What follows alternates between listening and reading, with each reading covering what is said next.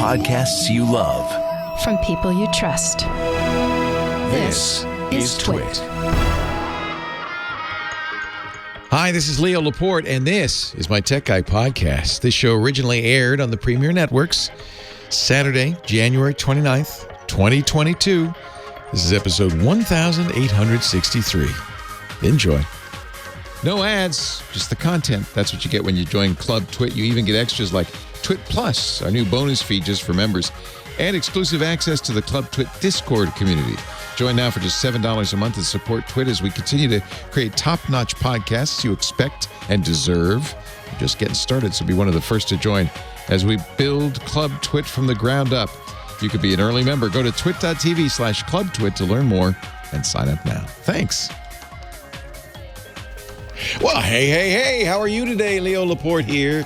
It's Tech Guy time in the USA and Canada and all over the place. Thanks to the internet. 8888 Ask Leo is the phone number if you want to talk high tech. We're doing it next 3 hours, so this is a good time to ask your questions, make your comments, make your suggestions. 888-827-5536. Okay? Toll free from anywhere in the U.S. or Canada. Outside that area, you could still call. Just use Skype out or something like that. 8888 Ask Leo. Website, techguylabs.com. I mentioned that because we'll put links there to anything I mention. You won't have to write them down. They'll just be there. There's a transcript of the show a couple of days after the fact. There's also audio and video a couple of days after the fact, so it should all be there. If you're looking at techguylabs.com, this is episode 1863. Got a message from the boss this week saying, can you believe it's been 15 years? Wow. 15 years, and actually that's since syndication. I was doing the Tech Guy on KFI in Los Angeles for 3 years before that, so 18 years. A child born the day I started would be an adult today. Anyway, that's pretty cool. I never thought, I'd never expected. So thank you. I owe it all to you and of course to Robin Bertolucci, the program director at KFI, who had the good sense, the perspicacity, the vision to say you could be a tech guy. Okay, I'll do it. Also, of course, to all the folks at the Premier Networks who are so great and so generous and so kind, including the boss, the big boss, Julie. Thank you for being so... Julie Talbot is kind of amazing down there in Nashville. Thank you for being so tolerant of this foreign language programming, which is kind of what it is, isn't it? I'll try to speak English instead of geek. I sometimes lapse into geek. If I do, okay. Have you been watching what's going on with Spotify? Wow. So our story begins. Spotify, which is was a little company out of Scandinavia nobody ever heard of for a long time. I remember when it kind of started. From Sweden. They were started in 2006 by a guy named Daniel Ek, E-K, Ek. And they slowly, took over the world. They are now the #1 streaming music provider in the world. They have 381 million monthly active users. And of those, about half pay. So, it's a good amount of money coming in there. All the kids love Spotify, except... Spotify a few years ago set aside $500 million to get into podcasting, and they've bought a few podcasting companies like Gimlet and Wondery's Amazon Gimlet, and they bought Anchor, and they hired up the top podcaster in the world, I guess, Joe Rogan. No one knows exactly how much. It's estimated about $100 million. Put it in perspective, that's only a quarter of what Howard Stern got when he moved to satellite. But it's, nothing to be sneezed at. Paid another $60 million for the host of Call Her Daddy, another very popular, I hear, podcast with the young people. And, of course, everybody wants the young people, right? So there's a problem with Mr. Rogan, however. Actually, there could be a problem with a lot of these guys because podcasts are not regulated in any way, shape, or form. There's no FCC rules for podcasting. It's the internet. There's no rules. So podcasts can do all sorts of things. And some of these podcasts, in fact, Spotify says we've removed 20,000 of them, are a little odd, a little strange. And particularly Joe Rogan, this week, 270 physicians, epidemiologists, and scientists wrote an open letter to Spotify saying, you gotta do something about this Joe Rogan. He's spreading nonsense, conspiracy theories, not true stuff about COVID. And Spotify basically said, yeah, we're not going to do anything. We're not going to do anything. So along comes Neil Young, who is, the Youngs don't probably know who Neil Young is, ironically. But my generation, he was much revered artist, singer, rocker. Rockin' in the free world. People, he's made a lot of money. He said, all right, fine, Spotify. If you're not going to do anything about Joe Rogan spreading misinformation on COVID, I don't want to be on Spotify. I'm out of here. And so Spotify took all his music off. You can't listen to Neil Young on Spotify. Spotify probably felt like, well, we're going to call his bluff because who cares? He's an old school guy, right? Who cares? Joni Mitchell, another old school gal. In fact, I think they used to date, didn't they? Anyway, she also said, yeah, I'm going to do the same thing. Well, maybe there is a consequence. At the end of the day on Friday, the stock market punished Spotify. I bet you this is temporary. You know how the stock market is. They get all skittish. Losing 12% of its value on the stock market, $4 billion on the stock market.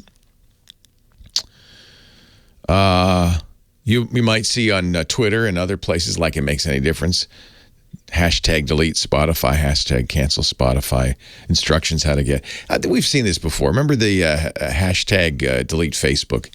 Didn't harm Facebook. I think the fear maybe is it's not just Neil Young or Joni Mitchell. Maybe others will follow suit. I don't know. And actually, I have mixed feelings about the whole thing. Certainly, it's Joe Rogan's right to say dumb things on podcasts. God knows I do. I mean, I don't say anything that dumb, but he can spout conspiracy theories. What is Spotify's responsibility if they didn't own him? If they hadn't paid $100 million for the exclusive rights to his shows? Zero, right? Apple still has Joe Rogan shows on there. Although, to be fair, other podcast networks, iHeart and Apple and others, have pulled down podcasts where, they were so, controversial or problematic or racist or whatever. They've pulled them down. Very famously, Alex Jones, podcast is pulled pretty much everywhere, YouTube, Apple. So I guess, Spotify could do something, but they've spent a lot of millions on Joe Rogan.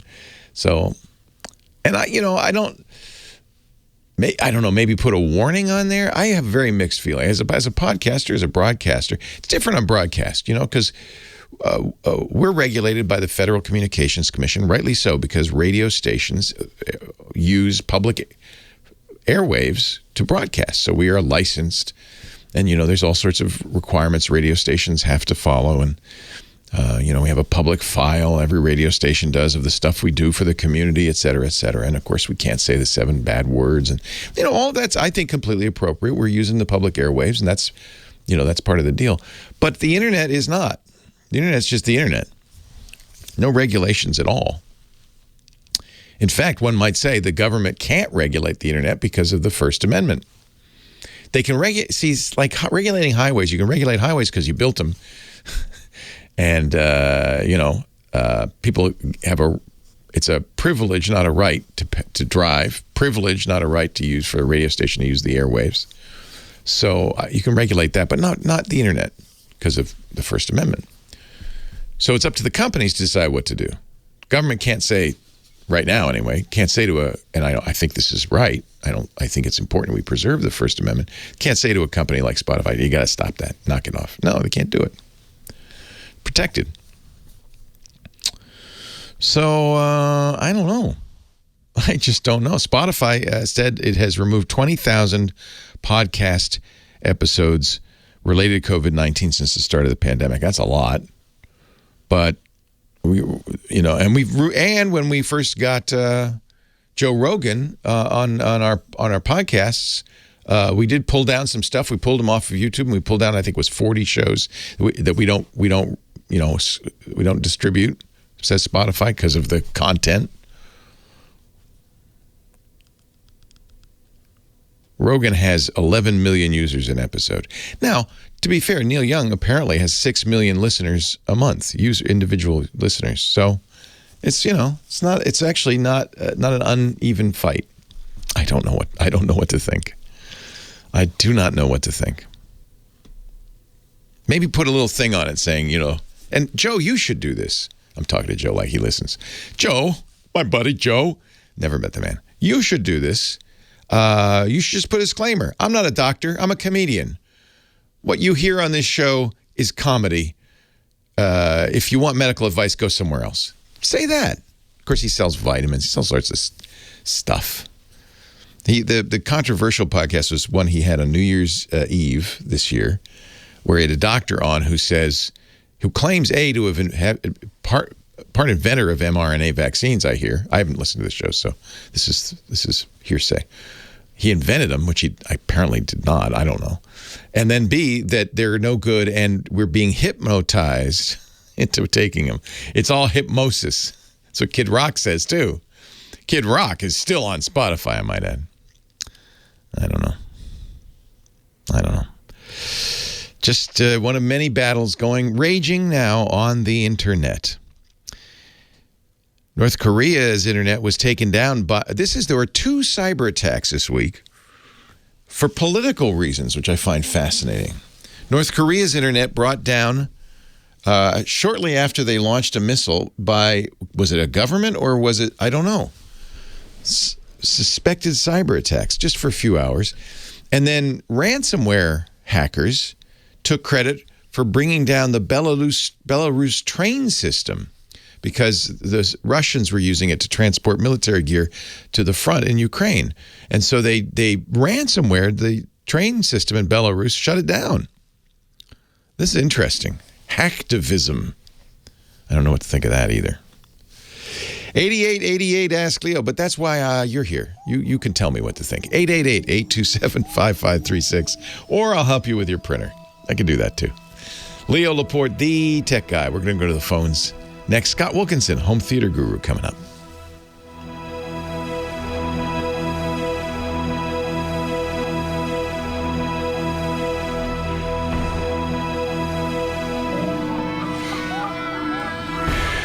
I don't believe they ever said that vaccines would prevent it from being spread.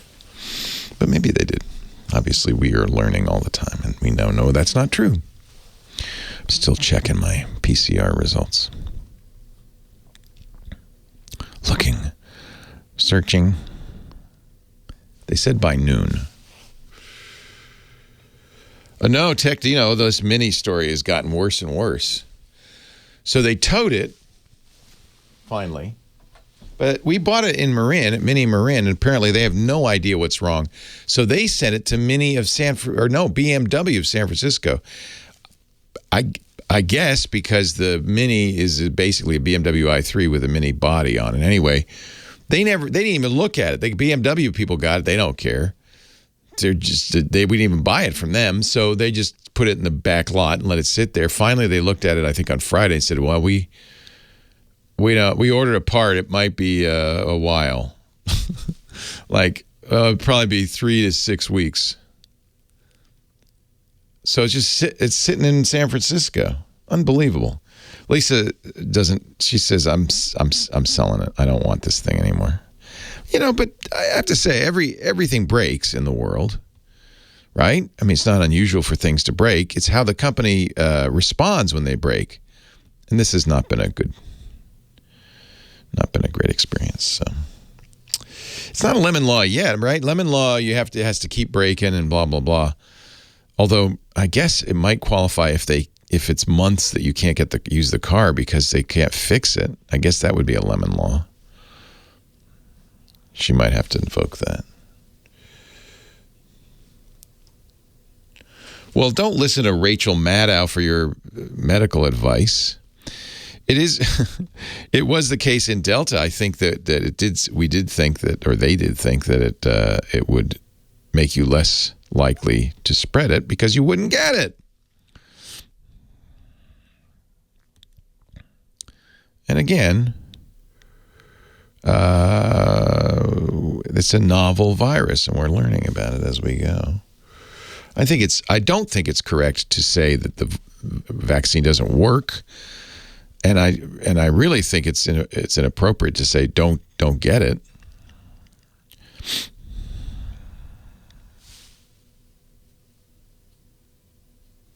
Well, Amy Webb's book is supposed to arrive February 15th. I know. I think listen to your doctor. That's good advice. Or Dr. Mom. I just want to say, as a married man, I've never looked at your eyes, and I have no idea. You avert your eyes. I avert my eyes. But apparently Professor Laura thinks you've got them. And there she is, ladies and gentlemen. She likes green eyes, I guess. Do you have green eyes? That's greenish nice. blue. That's a good color. That's good. It depends on what That's color a good color. I'm wearing. Yeah. It adapts. I'm like a Does chameleon. it really? You have chameleon irises. Chameleon. Wow. I just have mud brown eyes. I got nothing. In case you've never looked in my eyes either. Looked at your No. eyes. No, I'm kidding. Yes. I look into your eyes all the time. We have an appropriate relationship here in the workplace. And we're not even in the same room. We're not even in the same, ladies and gentlemen, we're not even. I get so nervous. I don't know why. I do. Oh, but wow. Professor Laura, this climate. It's the climate. It's the climate. Speaking of climate change. So I am here. I did not get COVID-19, even though our son did.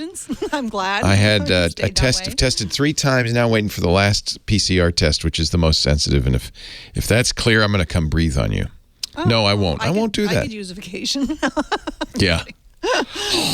So who should I talk to first? Let's go to Tommy. He spies something on your desk, and he wants to know what it is. How could he? Tommy, does he have a camera in my office? You do. You've got many of them. What? You've got many. What? Thank you, Kim. Hi, Tommy from Macon, Missouri. Hello, Tommy. Hi, how are you? Thank you for being well, and thank you for being on 18 years of... Can you believe that?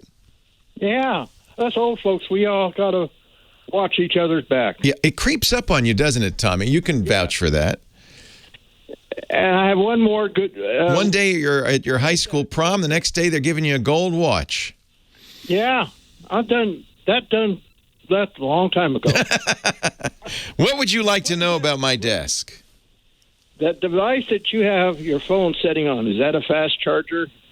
It's a regular old everyday charger. But I like it a lot. My favorite, it's a wireless charger. You did identify that correctly. My favorite kinds of wireless chargers are easel stands. Because, if it's just a slab or a puck or a thing, you got to get it just right, and it can easily be knocked off. An easel stand has, it's charging, but also you can look at your phone. It's like it's an easel. So this is, I've had this for a long time. This is called the Tilt, I think, TYLT wireless charger, and they're not expensive. I bought a bunch of them when they had a deal. On Amazon, I think. And I'm sure they still sell them. I just, charging mats were just kind of not so great. Now, the problem with Qi charging, that's what this is, wireless Qi charging, and most phones that are wireless will do Qi charging, is it is slow. So you ask about the fast charger. It's like the old 5-watt, little wall warts that you plugged into. It's slow. Yeah. They do make faster chargers. Usually you have to get it from the company that made the phone because the standard for fast wireless charging is, it's not as well understood, I guess. I don't know. But Apple's wireless chargers are faster. I think they're closer to 33 watts. Samsung makes them. What kind of phone do you have? I just got an Apple 13. Yeah. My first cell phone. Nice. Congratulations. How do you like it? I'm loving it. This tilt charger works just fine with an iPhone 13. It just isn't the fastest ever. But I have to say about fast charging, that's hard on batteries. And most of the time, people like you and me, we charge all night, right? You go to bed, you put it on the charger, and you leave it, right? Yeah. So fast, you don't need fast. So these are fine for overnight charging. In fact, Great. my phone, if I come in here with 50%, by the end of the radio show, it's fully charged. So that's fast enough for me. I don't want anything faster. But if you want something faster, Apple does make... Apple's chargers are more expensive, and I don't think it's functional. But this one is from Tilt, TYLT.com, and they make all kinds of cuckoo chargers. I don't know if they still make the easel stand, but they make all kinds of cuckoo chargers.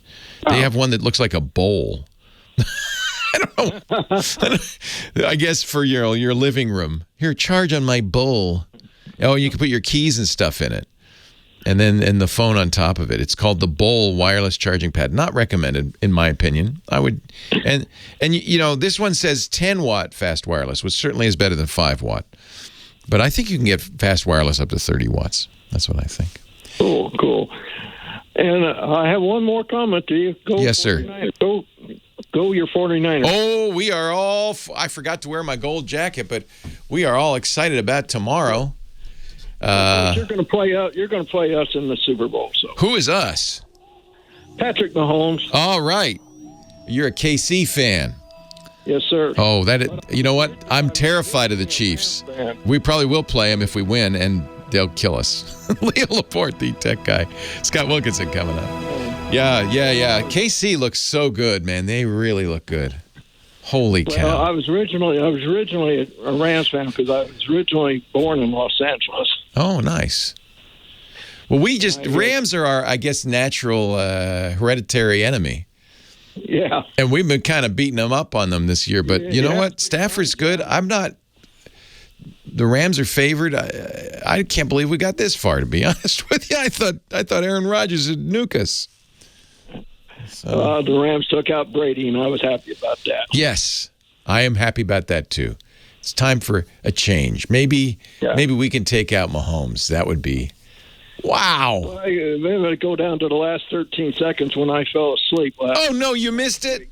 Oh. I missed it. You can't go to sleep in these games. So many of them, I think 4 of them were won by field goals in the last seconds. I know. Incredible. The announcers were going, well, it's all over. Oh, I love it when they do that. And it's not. Hey, a pleasure talking to you, Tommy. Thank you for asking. I'm a Discord member, too. So. Oh, good. I'll see you in the Discord. In fact, the Discord, they've put a link to the Amazon, to this tilt charger that's still on Amazon. Great. Yeah. I'll look for it in Amazon. Hey, a pleasure meeting you. And I'm glad you're well. Oh, yeah, I am. Thank goodness. Knock on wood. Yeah. Well, we've done it for 2 years now. Yeah. Survived for 2 whole years. Yeah, Holy camoly. I'm at that age where they got me right in, had both my shots and the boosters. So. Good man. Yeah. And you haven't gotten sick? No. I don't go anywhere. Yeah. That's my secret. Stay away from people. Stay home. Well, I had to go to the grocery store shop. Yeah, there's some you could still get it. There's some places. I mean, but it was amazing, masking, washing, all the things that we know, they do work. Our son was in the house with us. And we just isolated him and fed him through the door and all that. And did you have it very bad? No, it was like a really bad cold. Headache, sore throat, very stuffed up. But that's it, just a bad cold. He's also boosted just 2 weeks before he got it. So, he had maximum protection. Yeah, thank goodness. Well, you stay safe, and it's great to hear from you. I'll see you in the Discord. Yes, I'm TDD. TDD, Test-Driven Design. All right. Yes. Hey, take care, Tommy. Where's Scott? There's Scott. Hello, Scott. Hello, Leo. How are you, my friend? Very good, thank you. I sent you a photo by email to celebrate the 18th anniversary of your being on the air with. Can you believe that? When did you were with me on the very first shows, weren't you? Like one of the very first. Yeah, at CES, and that was 18 years ago. And that photo is from that. Oh, let me go to my email. That's awesome. That's awesome. He's on a hip trip. He's Scott Wilkinson, our home theater geek. Joins us every week, being hip, being a hipster, to talk about big screen TVs, surround sound, all that stuff. Hi, Scott. Hey, Leo. How you doing? I'm great. You sent me a picture. I did. I was, I don't like to do this. But I got an email from the boss, Julie Talbot, who said, "Can you believe it's been 15 years you've been on the Premier Networks?" And I said, "Yeah, it's amazing." And then I realized I was on local radio for 3 years before that on KFI in Los Angeles. So it's really been 18 years. And lo and behold, who was on the very, very first, or I think it was the second or third show I did. Second show, yeah. I was at CES in Las Vegas, walking the halls. This cat right here, man, shows up, says, "Hey, I'm Scott Wilkinson." And I said, "Hey, I'm desperate. Be on my show." And there we are. There we are. And you could tell it's the olden days. 18 years ago, because one thing, my hair's brown a little bit. And another thing, behind us is an old analog device that we used to use to get back to the radio show called a Zephyr, because it floated. And then the best thing, though, is I had a paper daytimer. A paper daytimer. Look at that. And look at the phone on it, the old Nokia phone with some sort of weird... This show predates the iPhone. That's how long we've been doing it. Oh, yeah. So it's great to... thank you for sending me that picture. Wow, that is fantastic. Yeah, those were so the cool. days. Those indeed were the days. You were a redhead. I was. Yes, I was. Well, that's how long ago, 18 years ago. So, hello. Hello. What do you want to talk about today? Well, what I want to talk about today is the Olympics in 4K. Oh, it's coming, boy.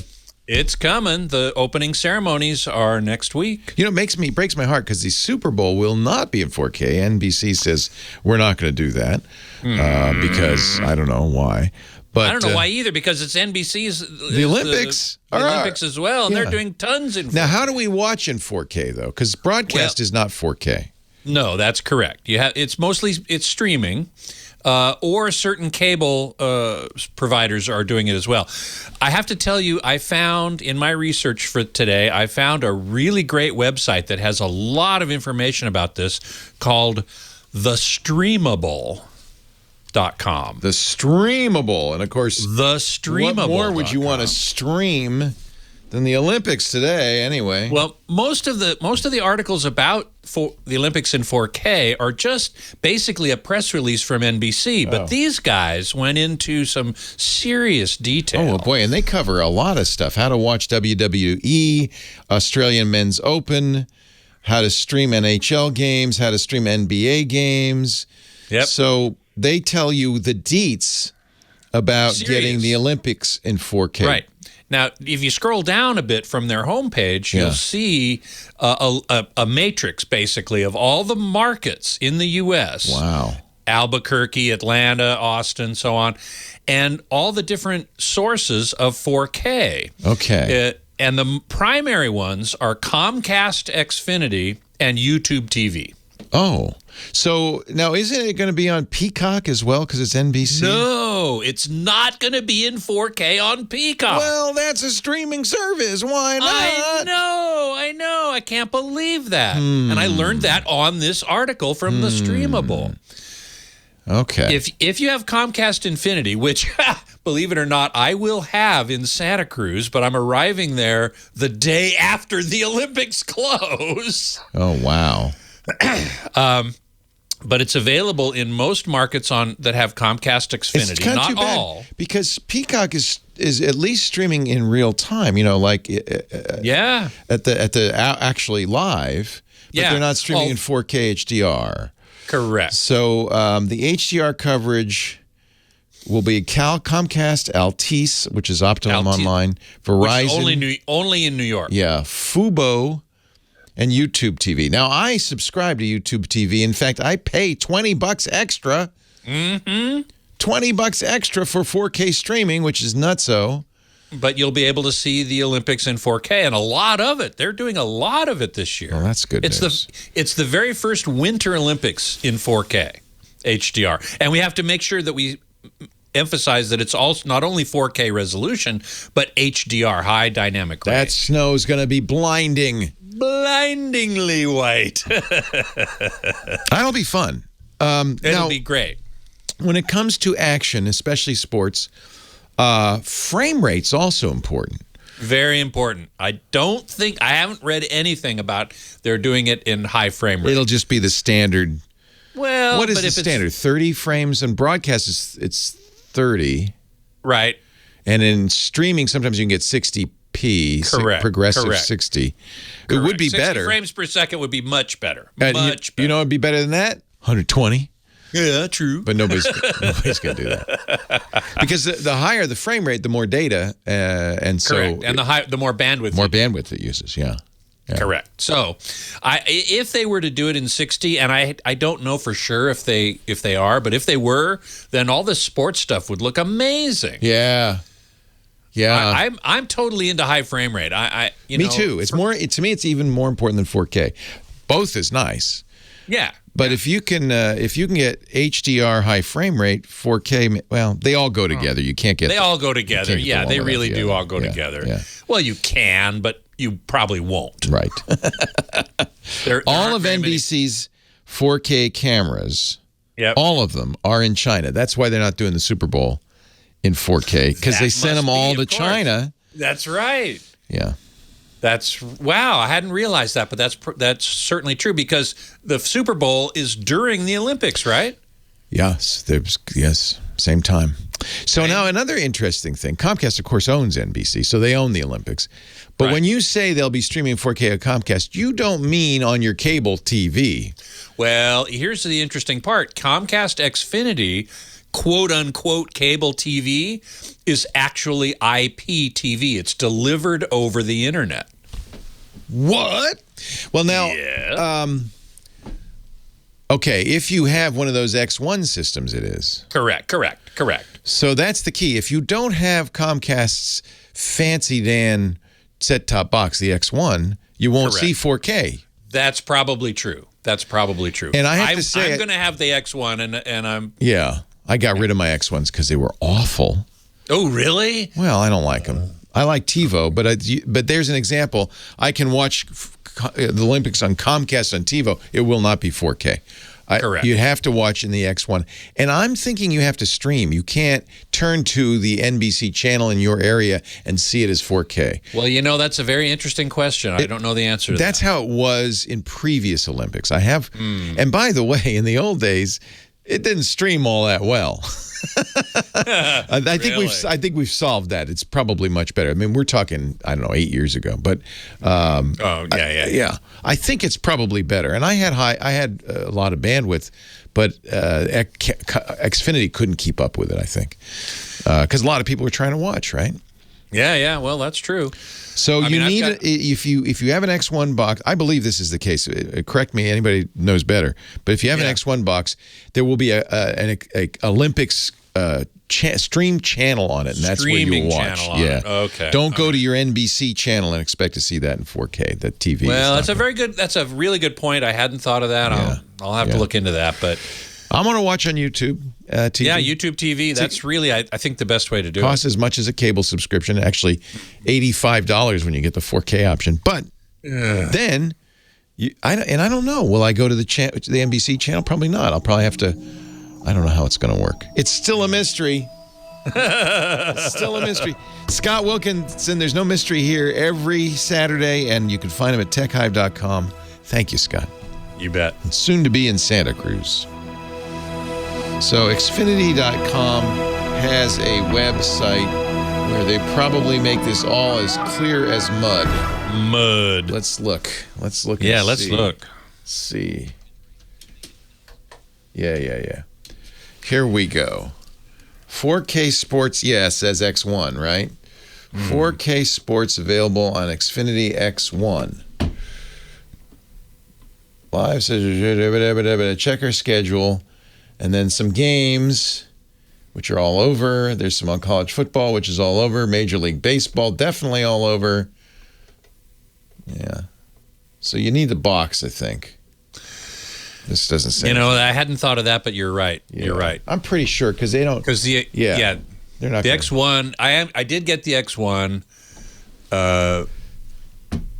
So and I was told that it was the content, even the regular what you would normally see as cable TV, was delivered over IP. Yeah.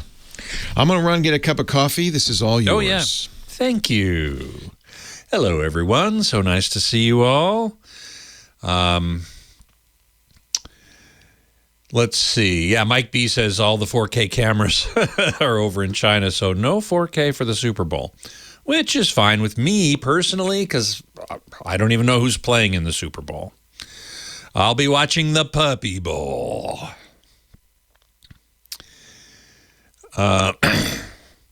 PC Guy 8088, nice name, said, didn't watch the Summer Olympics for the first time. Probably going to skip the Winter Games. I enjoy watching the Olympics, at least some of them. My wife and I really get into the figure skating. We enjoy watching that. I typically don't watch curling, although it's kind of interesting. It's so weird. It's just bizarre, and I kind of like bizarre. So let's see. What do they say is going to be in 4K? They do say that Peacock will offer fans the ability to live stream all 2,800 plus hours, although it's not going to be in 4K. So nuts to them.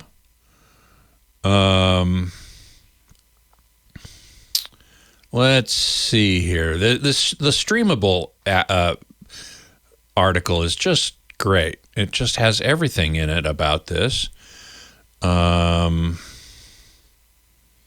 It doesn't say which events are going to be in 4K. I'm sure figure skating will be. Let's see. No, I can't easily see it. Oh, here we go. Figure skating, snowboarding. It's gonna look really good. I might just have to. I don't have YouTube TV 4K. I just might have to get it though.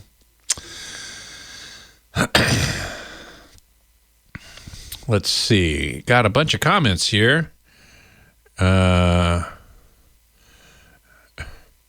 Hawkmania. I don't know if you've seen the new HBO series, The Gilded Age, but I was watching and I could be wrong, but the 4K makes it look quite fake. Yeah, Lisa and I have this problem on our LGs as well. It isn't a setting. It's just that we're not used to 4K. You're not used to 4K. It looks, you can tell, it doesn't look as real. It looks too real. I mean, it doesn't look too real. It's hyper real, they say. Yeah. Do you remember when HD first came out and newscasters were all upset? Yeah. Because you could see every wrinkle in their face and they had to change their makeup. Yeah. Now it's even worse. Well, yeah, I think they gave up on the makeup change. When I first started doing Regis and Kelly, and they started, I didn't find it in time. I'll find it for you. For the Winter Olympics, there's a new event that you'll like as a Puppy Bowl subscriber. Oh, yeah? Yeah, it's called What is it? Kitty Curling, and I'll tell you all about that. He's rocking in the Rogan free world. Leo Laporte, the tech guy, 88. Can we play that? I guess we can. We're not Spotify. Neil doesn't mind. I interviewed Neil Diamond. I also interviewed him. But Neil Young I interviewed a few years ago because he was all excited about, and still is. In fact, that's one of the things he says. I don't mind being off Spotify. Music sounds terrible on it anyway. He's all about high-resolution music, higher bit rates. In fact, he had a whole Kickstarter thing, which I fell for, and I bought, the Pono Player, which was a competitor for the iPod that played high-quality, high bit-rate music. And he said, this is how music sounds to us as the musicians, and this is what I want you to hear. So I have actually an autographed Pono player somewhere. It's in my museum with a lot of other stuff. One came out in 2015. I like listening to high resolution music, and there are some services that will do that. Apple now does it. Tidal does it, and I don't know if I can tell a difference at my age, but I like the idea, and I understand what Neil was saying. He's quite a character. He wants to get perfect sound. He had giant speakers on either side of a lake, and then I can't remember who it was. He rode somebody out. Some rock star out to the middle of the lake, and he played this music real loud. Pono's still around, I think, as a service. I think you can download music from Pono. He just doesn't like the low quality, highly compressed music of iTunes Store and Spotify and things like that. So I understand that. 8888, ask Leo Laporte, the tech guy. Back to the phones we go. Eric on the line from Eagan, Minnesota. Hey, Eric. Leo. How are you? Talk to you. Good. I am doing well. So, some history here. I got my first iPhone in 2005, and then I started listening to you. Wow. And now you've been on the air a long time. Yes. But we're neither of us a year older than we were in 2005. God. Or at least we're better looking. But here's my situation. Yes. So I have a Lenovo Yoga that's 8 years old. And now I have it running Fedora. Nice. Which is working beautifully. You put Linux on it, the free operating system. That's a really excellent, I think, alternative to Windows. Yeah. Yeah. And of all of the options I tried, Fedora worked the best. Good. Ubuntu just sucked it down. Yeah. Fedora is doing well. Yeah. But I need to buy a new computer. And I don't want to buy a new computer for another 8 years. So I look at these Chromebooks, and it's from $139 to $1,000. Yeah. So I'm wondering if I shouldn't just buy a Mac. What happened to the Chromebooks? You took a left turn on that one. No. I looked at Chromebooks, and now I'm wondering if I shouldn't buy a Mac. No. Well, I'm going to spend $1,000 on a Chromebook. Well, you don't need to spend that much. So, okay, where do I start? First of all, Lenovo's are a very good choice for a Windows machine if you think you're going to put Linux on it when it gets older, because Lenovo's and Linux go together very nicely, as you have already discovered. I, too, have a superannuated Yoga. Not as old as yours. Mine's about 6 years old, I think. But yeah, they run Linux beautifully. And that's one nice thing. Macs do not. It's a lot harder to get Linux working on a Mac. On the other hand... So you think I shouldn't run away from Windows? Well, you should run away from Windows.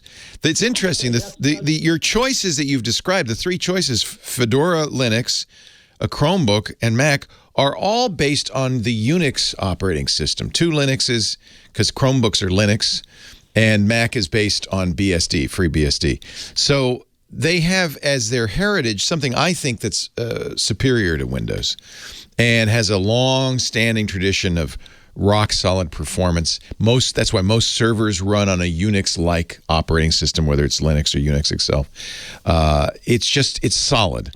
So I think what you're detecting with your experience with Fedora is maybe you want to be in a more solid world. A Mac is a good choice. However, the negative about the Mac, and to some degree this is true of Chrome as well, is the lock-in to a big company. Apple, and by the way, most successful company in America, in the world, probably in history. They had an amazing quarter again. They just put out their quarterly results. They're racking it up, rolling it in. Macs are selling better than ever. But one of the ways they succeed is by making an ecosystem that's kind of like, it's like a gated community that works best if you're in the Apple ecosystem. Apple phone, Apple computer, Apple Watch, Apple speakers, Apple everything, Apple TV. Then everything works nicely together. But it is really, in my opinion, that kind of lock-in is more for their benefit than yours. So Chromebook, to some degree, has the same problem because it's Google. But it is Linux. Really what it is the Chrome browser on top of a locked-down Linux operating system. But Chromebook, you can get Linux running on. You can also put Android apps on it. So it's not as locked down as it used to be. It's for people who don't want the complexity and the security problems inherent in a general purpose operating system like Linux, Windows, or Mac. In order to be general purpose, it means you can install any app, it'll run anything, including malware. The Chromebook is intentionally designed to not run malware, to lock it out. But as a result, it's not as flexible. It is basically designed to do anything you would do in a browser, and that's it.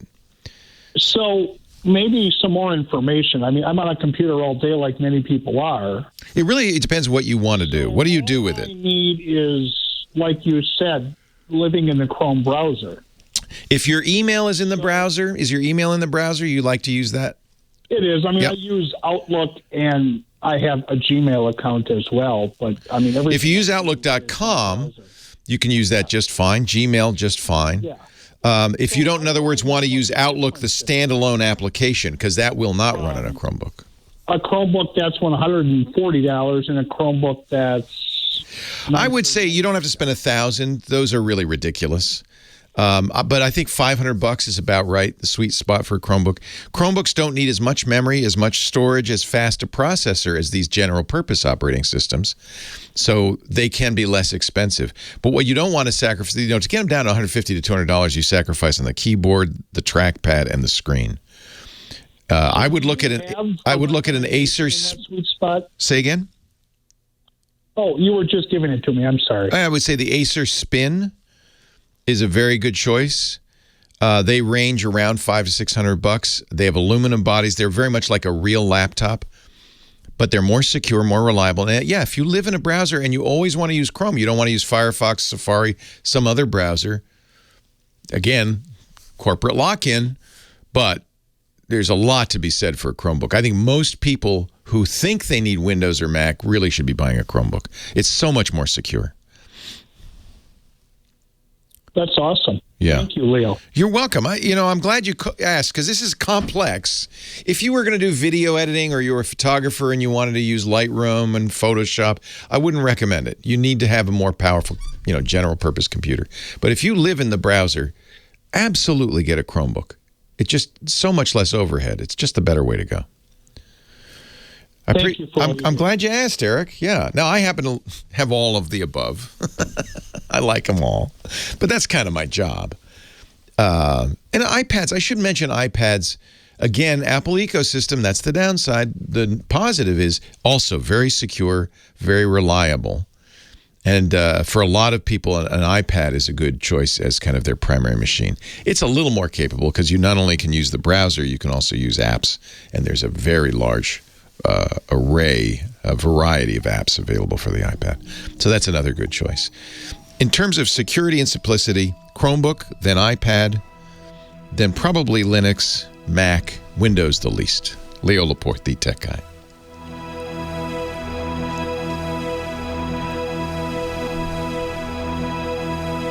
And now, ladies and gentlemen, boys and girls, children of all ages. Oh, I was going to get you. I was going to find you. I will find this right now. The new sport that is all the rage all over the world. Yes, yes. You're going to love it. Here it is. It's called kitty curling. Kitty curling. Yes. Yeah. Oh, Watch. I'm down with that. He throws the cat. Yeah. And the nice thing is it comes right back for more. I thought you might enjoy this. Yes. This is the Puppy Bowl for the Winter Olympics. Kitty curling. Curling. And if you think it's cruel and you hear us and you're not seeing the video, I think the cat seems to really quite enjoy it. Yeah. Keeps running back for more. Okay. Oh, that's awesome. All yours. That is awesome. I just had to show you that. Yeah, thank you. Since you're a really Puppy Bowl fan. I am a Puppy Bowl. Are you going to have a dog or a cat in Santa Cruz? No, I don't think so. Allergies, or you just don't want the trouble? No, I don't want the trouble. Yeah. I'll enjoy other people's. Uh-oh, Micah says, I need kitty curling. I need kitty curling. All right, let me find the link for you, Micah. Kitty curling. It's on Imager. And I will put it in chat, and then I will let you have the floor. Why, thank you. Okay. Actually, I'll let you have the floor now. You just won't have the clock yet because I'm trying to That's fine. Copy. Somebody said in the chat room that their Vizio died, and they bought an OLED, a 48-inch OLED at Costco, and should they open the box? And the answer is absolutely. Should they? Well, like they won't open the box unless you say it's okay? That's cool. That's good. No, you should absolutely. That's going to look so much better than the Vizio, even when the Vizio was working. Yes. You were talking about high-res music, and I've got some pretty strong. I know you do. I could tell. I almost potted you up, then I thought, well, we only have 10 minutes, so. Yeah, no, that's fine. The high-res music, it makes no difference. You won't hear any difference at all unless you have a system capable of reproducing. Well, that's true. That's why he made the Pono. Because it had a good DAC and a good amplifier. It was designed for playing back high-res music, not merely decoding it, but actually sounding good. That's right. And on headphones, most headphones can reproduce the frequencies and the dynamic range necessary to appreciate high-res music. But if you're listening to it on a speaker-based system, not only do you have to have a player, an amplifier, speakers that can go beyond 20K, you need to have a room that has a very low noise floor.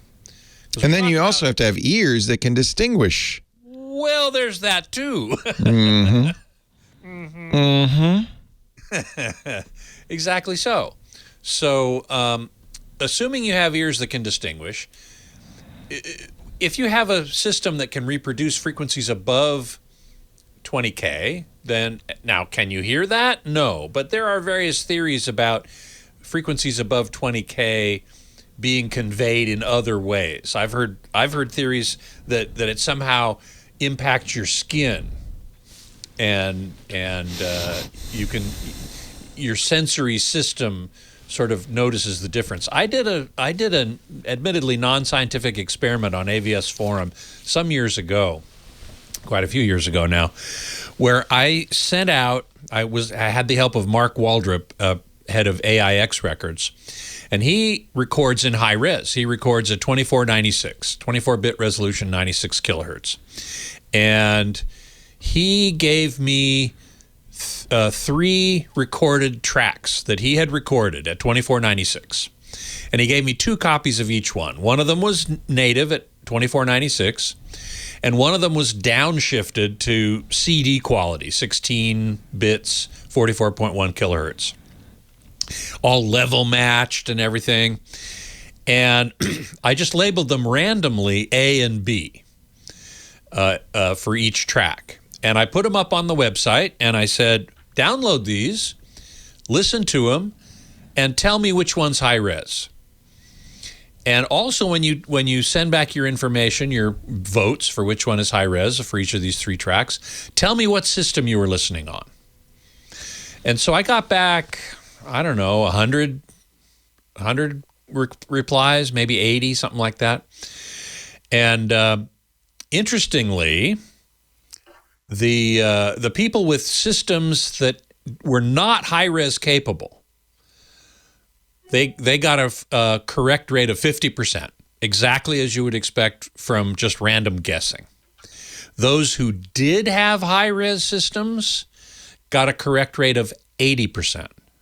So there's something to it. This was non-scientific. It was not controlled. I trusted people to be on the honor system, not to go look at the files in some audio analysis system software where you could see which ones had higher than 20K energy in them.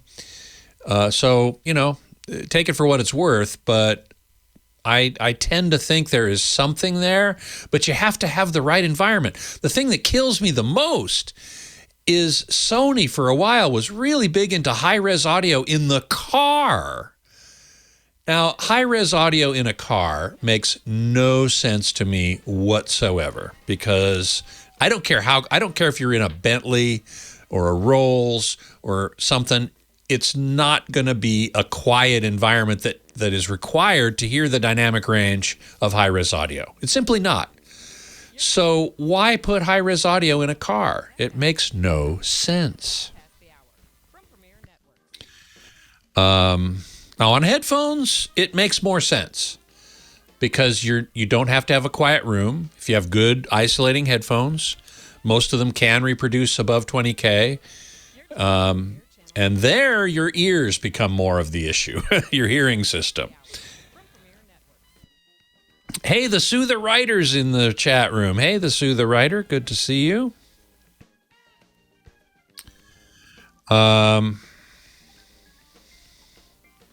Let's see. Mike B says, oh, there's a Gizmodo article about don't buy what Neil Young is selling.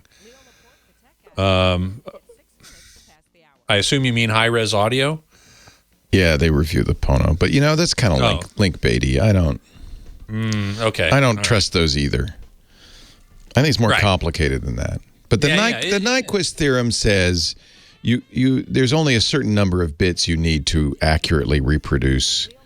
Up to a certain frequency. Yeah. Yeah, that's correct. Any excess bits above that, in fact, may introduce distortion and harmonics that make it worse, not better. That's true. That's true. Although that's one reason why, one theory about why high-res audio, you might be able to tell the difference is those higher frequencies you might be hearing interact other stuff. And create difference tones garbage down stuff. In the... Yeah. Yeah. I think it's reasonable to say that you want something better than, 16-bit 44.1 kilohertz. But I don't think you need to go too far. I think maybe 96, 24, something like that. I myself record, when I'm doing my own music recording, I record in 24-bit 48 kilohertz. Right.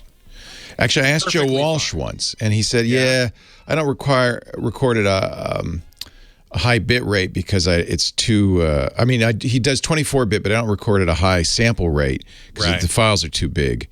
So I think he probably does something like 48-24. 48-24. Yeah. And that's going to be pretty close to perfect, even though it's digital. Yeah. I agree completely. Yeah. But again, unfortunately, my ears aren't good enough. Although I have to say, I have good headphones, and I like it when it's better. Yeah. I think MP3s and AACs are not good. At least do lossless. At least do that, right? I agree. Yeah. I agree completely. Yeah. All right, Scott. See you next week. Have a great week. Well, hey, how are you today? Leo Laporte here, the tech guy. Time to talk computers, the internet, home theater, digital photography, smartphones, high-quality audio, high-quality video, everything with a chip in it. This interesting, challenging, strange world, the world that we are living in today, the information technology revolution. 8888 Ask Leo if you want to talk about it with me. Website, techguylabs.com, has all the links, including, yes, kitty curling. Well, thank you, Micah. He's going to put a link up there. Give us some time. Sometimes it takes a little while to get everything up there. techguylabs.com. Audio and video from the shows will be there as well. techguylabs.com. Let's go back to the phones. And today we're going to Burnaby, British Columbia, where Trevor is hanging out. Hi, Trevor. Hi, long time no hear. Good to talk to you. I miss BC. How's my sound quality? How's my audio quality? Excellent. Superb. I'm using a Rode Go 2 on my computer. But I'm ordered a PR40. Nice. Gold. For a phone call, the Rode would be fine. For podcasting or broadcasting, I use Hiles, and I think you'll like them a lot. Yeah. Yeah. Yeah. But the point of my call is that my 2019 iMac, I pressed update to 12.2, went for a nap, came back. It was dead. Oh, no. It was just dead. Oh. I tried to power it up. Oh, no. And after 30 seconds, it just loses power. Really? Well, now tell me what it looks like when it loses power. Does it go, or does it just suddenly turn off? My Microsoft IntelliMouse from 2001 loses power, and that's how I can tell. Oh, interesting. So you have an optical mouse, and the red light goes out. Yeah. Interesting. So that's your USB. I use a trackpad. Your USB power is out, and the screen goes blank as well. I'm using a TV, so because I can't see this 27-inch, and we never got it set up right. No, there's nothing wrong with that. So the TV, what does it say? Does it say I can't see anything on the HDMI port? Yeah, well, it's not gone into the boot sequence, but it gets worse. So we take it in, or my mom takes it in because I'm in quarantine in a facility. Okay. And more on that later. But what happened is that I took it in. We did, because I did all this testing with them online and like through support. Like, yeah. If it's flashing and just dying, yeah. So luckily I have Apple Care. Good. And what I'm going to do, it's like, okay, I took it in. It's going to take 12 to 14 days.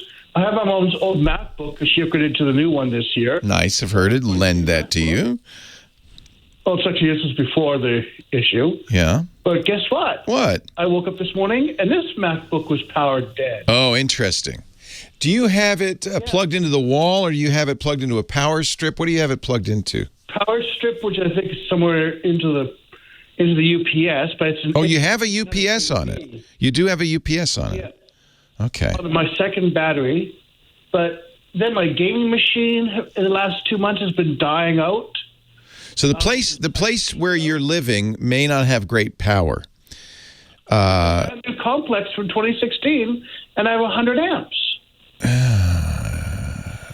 And there's just a couple more things.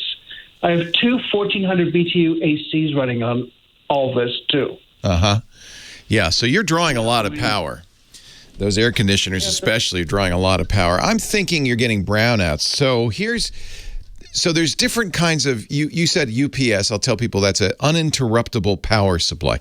There's different kinds of uninterruptible power supplies. The least expensive are failover devices. The idea is if the power goes out, if you have a blackout, the UPS, which has a big battery in it, will take over and give you some time to shut down or continue to running if you've got a really big one.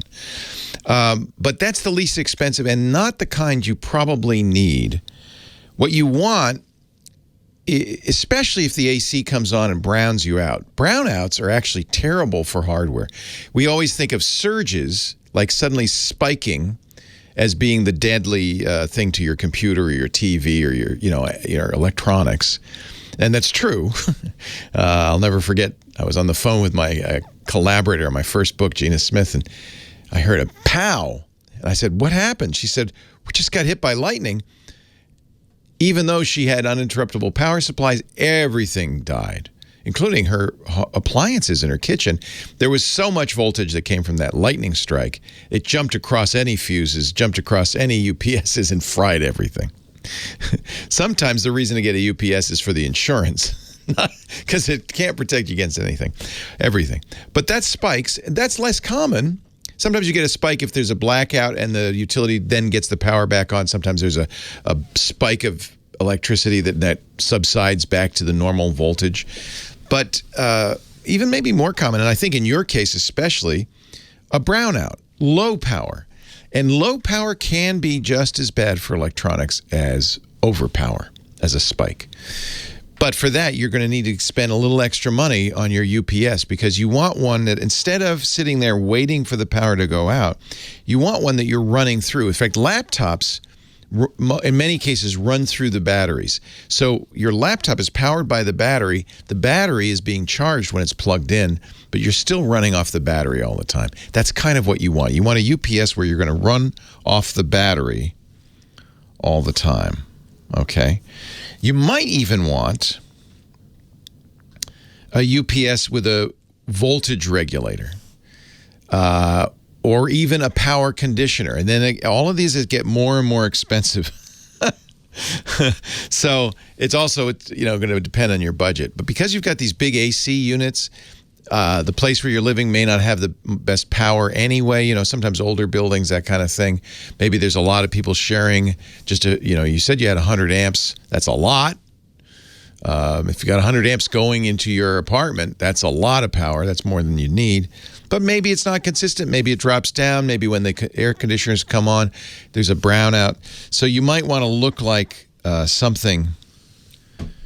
Look at something that's going to give you online voltage regulation, power conditioning. Those are the 3 steps.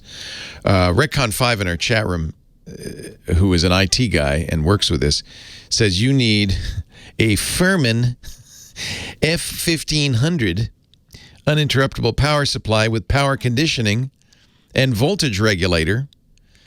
I wonder how much a Furman F1500 is going to cost.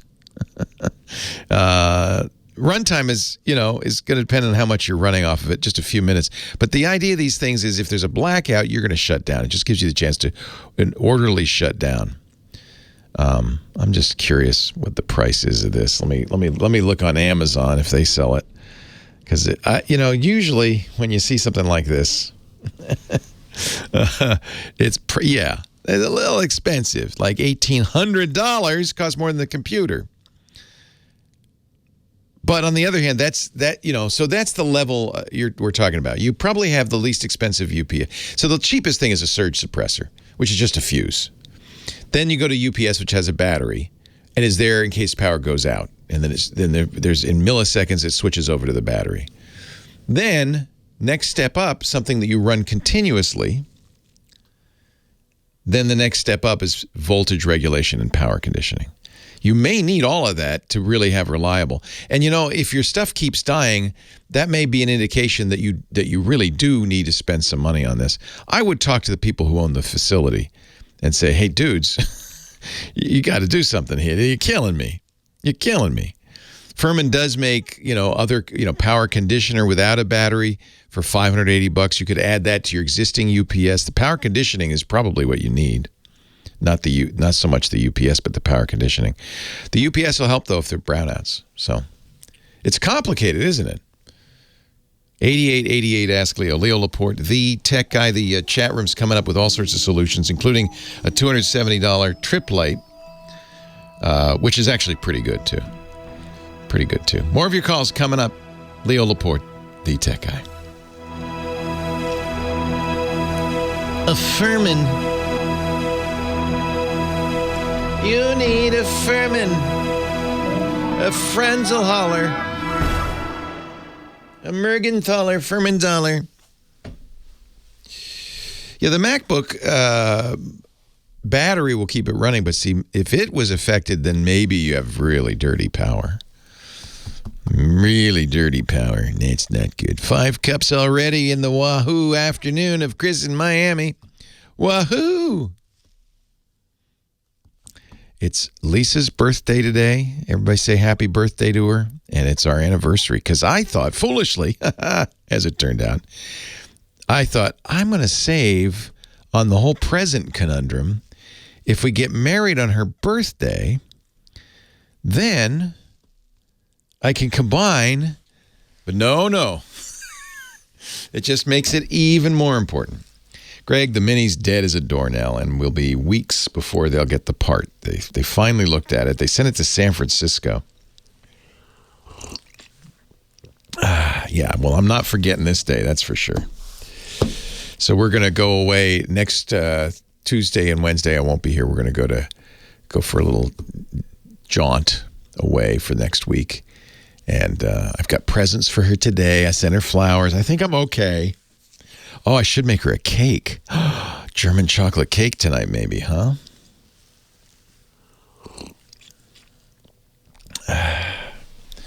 Yeah, that snowstorm. My sister sent me a video from Rhode Island of the snow, of the blizzard coming down. Leo Laporte, the tech guy, 8888. Ask Leo. Best wishes to all our friends in the Northeast who are blizzarded out. Yikes. Hope you're staying warm. My family in Rhode Island, my friends in Massachusetts, to one Brian who works in the Providence Journal building in Providence, downtown there. I remember that building. Nice old building. 8888 Ask Leo. Stay inside. Listen to the radio. It's a good thing to do. Now, Dave, on the other hand, is probably having a heat wave. He's in Melbourne, Florida. Hello, Dave. Hey, man. How's it going? Are you having a heat wave? A tropical heat yeah, well, it's going to be at most 50 today. Oh. It's going to be 32 tomorrow. Oh, it's freezing. It's chilly. Holy cow. And not only that, SpaceX seems to have once again canceled their launch for today. At least they have a new time for sometime tomorrow. So new to Melbourne, I thought, well, this is good. I should be able to go out about 6:30 p.m. and be able to see it because it's about 40 miles south of. Oh, that's cool. You picked a good place to live. You can watch the launches. It is really good. And you don't have to drive up there and get stuck in the traffic. You should be able to see it, unless, of course, there's clouds in the way. But yesterday, I guess there were clouds, so they canceled yesterday's launch. The 2 days before, I think it was too windy and also completely overcast. You couldn't see a darn thing. And they've got some Italian satellite that they're launching on this particular launch that's either coming up. Yeah, down at Cape Canaveral, yeah. Exactly. Rod and I are going to come out. We're planning to come out later this year for the. I can't remember. There's a big launch of some kind, and Rod wants to go out and see it. But I guess one of the man launches or something. Maybe Artemis. Yeah, we want to watch Artemis get launched. So maybe we'll be out your way. All right, cool. Yeah, well, you come out. I'd like to do the show from out there. It'd be really fun. We'll have to talk to NASA. So I think that Austin would be really great. Wouldn't that be kind of fun? Yeah. Like Walter Cronkite. We're sitting here waiting for the Artemis to be launched. It'd be fun. I grew up watching I can come up and be part of the backroom crew. That'd be good. The opportunity to go out with, Mr. Bandstand. Dick Clark. Anyway. Yeah. Do you used to work for Dick Clark? Exactly, because, and I was a real estate broker in California, and a couple of my clients, one of their wives was part of his production crew. And he used to go out every year for the dropping of the ball and Rockin' New Year's Eve. Rockin' New Year's Eve. Watched it every year for years, yeah. Yeah, it was so good. Did you go to Times Square for that? That's nuts. Yeah, well, you know what? Every once in your life, you have to go do it. I took my son out with me. He was 8 then. And we did the whole thing. My parents were on Cape Cod in Yarmouth at the time, and so He'll never forget it, though. I bet. Flew over? No, not at all. I flew over from Boston to JFK, and then took the bus in. So fun. And after that, obviously, you don't rent a car. So people in California, you always take a car. So, no, we're actually going to walk once we get to Grand Central Station. Oh yeah, you can walk to Times Square, no problem. Yeah, and we did the whole thing. We did the Rockefeller Center and skating there and all. Isn't that fun? Stuff like See that. the tree? Really yeah, so much fun. The tree and all the stuff. It was a really great experience. So I think they got 18 inches of snow last night, and of course it's going to be in the 50s in a couple of days. It's all going to melt, but that's one time to be in New York when the fresh snow and it's quiet and it's kind of an amazing experience. And the snow is clean and white. It's only clean for about 5 minutes, but boy, it's nice when it's clean. Yes. What can I do for you today, Mr. Cape Cod in Snowbird in Melbourne? Exactly. Well, anyways, here's the deal. I have a Motorola G7 Power with the great battery that lasts. Excellent. Love those phones. As long as I can. Yeah. It's great. I love the phone. I wish they'd make a new one. Well, they did. They made the G9 Power. No, they've updated it. I didn't even notice that. Do you know what Android the new one is? This one was Android 10. It's probably 11, but it's certainly not 12, but it's probably 11 by now. Yeah, my daughter goes through phones like cotton candy. She, every few months I have to buy her a new one, and those are about $200. And they're great phones. She loves them. So I keep up with the G9 or the Motorola Power series. Absolutely. And great battery life, as you said. Oh, exactly. That's one of the best features. Anyways, but I'm wondering, this is more like a software connectivity issue. Every time I get something that I need to print that I do on my phone, and then it's always like this big hassle. How do I get it from there to my printer? I have to take the files or whatever and email them to myself. And set down. Google had such a good system that used to work really nicely. Cloud Print. Most printer manufacturers built Cloud Print into their printers. You have, I presume, a Wi-Fi enabled printer, right? Yes, Yeah. I do. So, but unfortunately, Google disabled Cloud Print last year. They killed it, which is so Google of them. I hate them for that. And they didn't really give us a better alternative. Most printers will offer something called Wi-Fi Direct, so that you can print directly from your phone to the printer. Basically, it turns the printer into a Wi-Fi access point. Yeah. And then your phone, you choose the printer on your Wi-Fi, and you could print that way. Otherwise, if both the phone and the printer are on the same Wi-Fi network, you should be able to print to it as well. But it might be a little easier to do the print direct. Yeah, well, this is the same thing, too. I'm wondering, because I also have an OTC scan tool. OTC is now a Bosch company. And they used to be, I think it was probably the same thing, since that also had a base Android operating system. But it's Android. You know, when they use these things in OEM applications, you never really get the newest one. I think it was Android. So this is for your car. Well, yeah, that's just two separate issues. This other thing, it's a tablet, but it's made by OTC. Oh, okay. And it runs Android. It does have a direct USB connector, though, but I don't know if anybody bothered to write a driver. I think they used to use Probably not. They probably use Cloud Print. Yeah. I think if I were a manufacturer, I'd be so irritated because everybody bought into Cloud Print, and then Google randomly just discontinued it. It's incredibly frustrating. Probably overnight. It's well, they warned people, but you make these OTC tablets or you make these printers. Everybody's not going to buy a new one next month just because of this. So it's very frustrating, and Google. And it's bad enough because it costs us like $795 a year for updates, like quarterly to the software, and whenever there's new drivers for OBD2 and all the rest. Yeah. Do you have a repair shop? Or are you just a car buff? No, I just do a bunch of my own stuff, and I like having a lot of the built-in capabilities that they have at the garage. It's very cool. Yeah, you got all the diagnostics and everything. Yeah. Yeah, you put it in. It's so cool now too. You didn't have to put the VIN number in anyways. It reads the VIN from whatever. I forget. Yeah, the OBD2 port probably has it.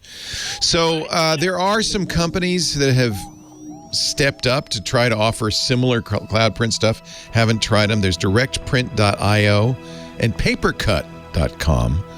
I don't know if I recommend them, though. Leo Laporte, the tech guy. Very frustrating. What Google has done is just made life worse for everybody, and it's just very annoying. I think we're all souring a little bit on Google. Well, a company's gotten too big. I don't know what it is. They've short attention span or something. I don't get it. So I think your best bet is to, especially for the OTC tablet, your best bet is to see if you can get your printer to do direct. It'll be in the LAN settings. I should probably just plug it in and see what happens. And I guess, is there a good primer then for connecting printers from just regular Chrome to see what happens? I'm not that familiar with messing around with the innards of that particular operating system. So have you ever printed from the OTC? No, I usually take the report and just email it. Yeah. I wouldn't guarantee the OTC would ever work. Your phone should be able to print either Wi-Fi Direct or Google has some weird. Same Wi-Fi network too, right? Yeah, if they're on the same Wi-Fi network, I think the phone should see it. Okay. I'll have to try that. Right at the moment, I'm at an extended stay America out here while I'm kind of in the middle of relocating. So I don't get to play with the router. But so do you still live in Cape Cod, or are you moving to Melbourne, or are you just visiting? No, I'm moving to Melbourne. Actually, I'm moving to Melbourne via Huntington Beach and Boca Raton in Florida. Nice. And but I know the place on Cape Cod we still have. In fact, I have to spend some time up there getting it updated. Oh, I love Cape Cod. My my Aunt Ginny and Uncle Bob used to live up there. I used to love go visit them when we were in Providence. Cool. And so have you been to the Providence Mall and everything? They've got all Dave and Buster's and everything. Yeah. There. When we visited my mom last time, we brought Michael with us. I guess he was probably 16 or 17, and he lived at Dave and Buster's. We were in the hotel attached to Dave and Buster's. So it was winter, but they walked over the bridge and lived at Dave and Buster's, yeah. Lisa drank those weird big drinks that they have there, and while Michael played video games. Hey, I better run. I got to get ready for Johnny. Pleasure to meet you, fellow Have an awesome weekend, man. fellow New Englander. Enjoy your Exactly. visit to Go Florida. the fire, park the car in the garage. Park the car in the garage there. Take care, Dave. See ya. All right, thanks a lot, man. Bye. Hello, Johnny. Hey, another New Englander. Another New Englander. You're a Connecticut. Southern New England. Southern New England.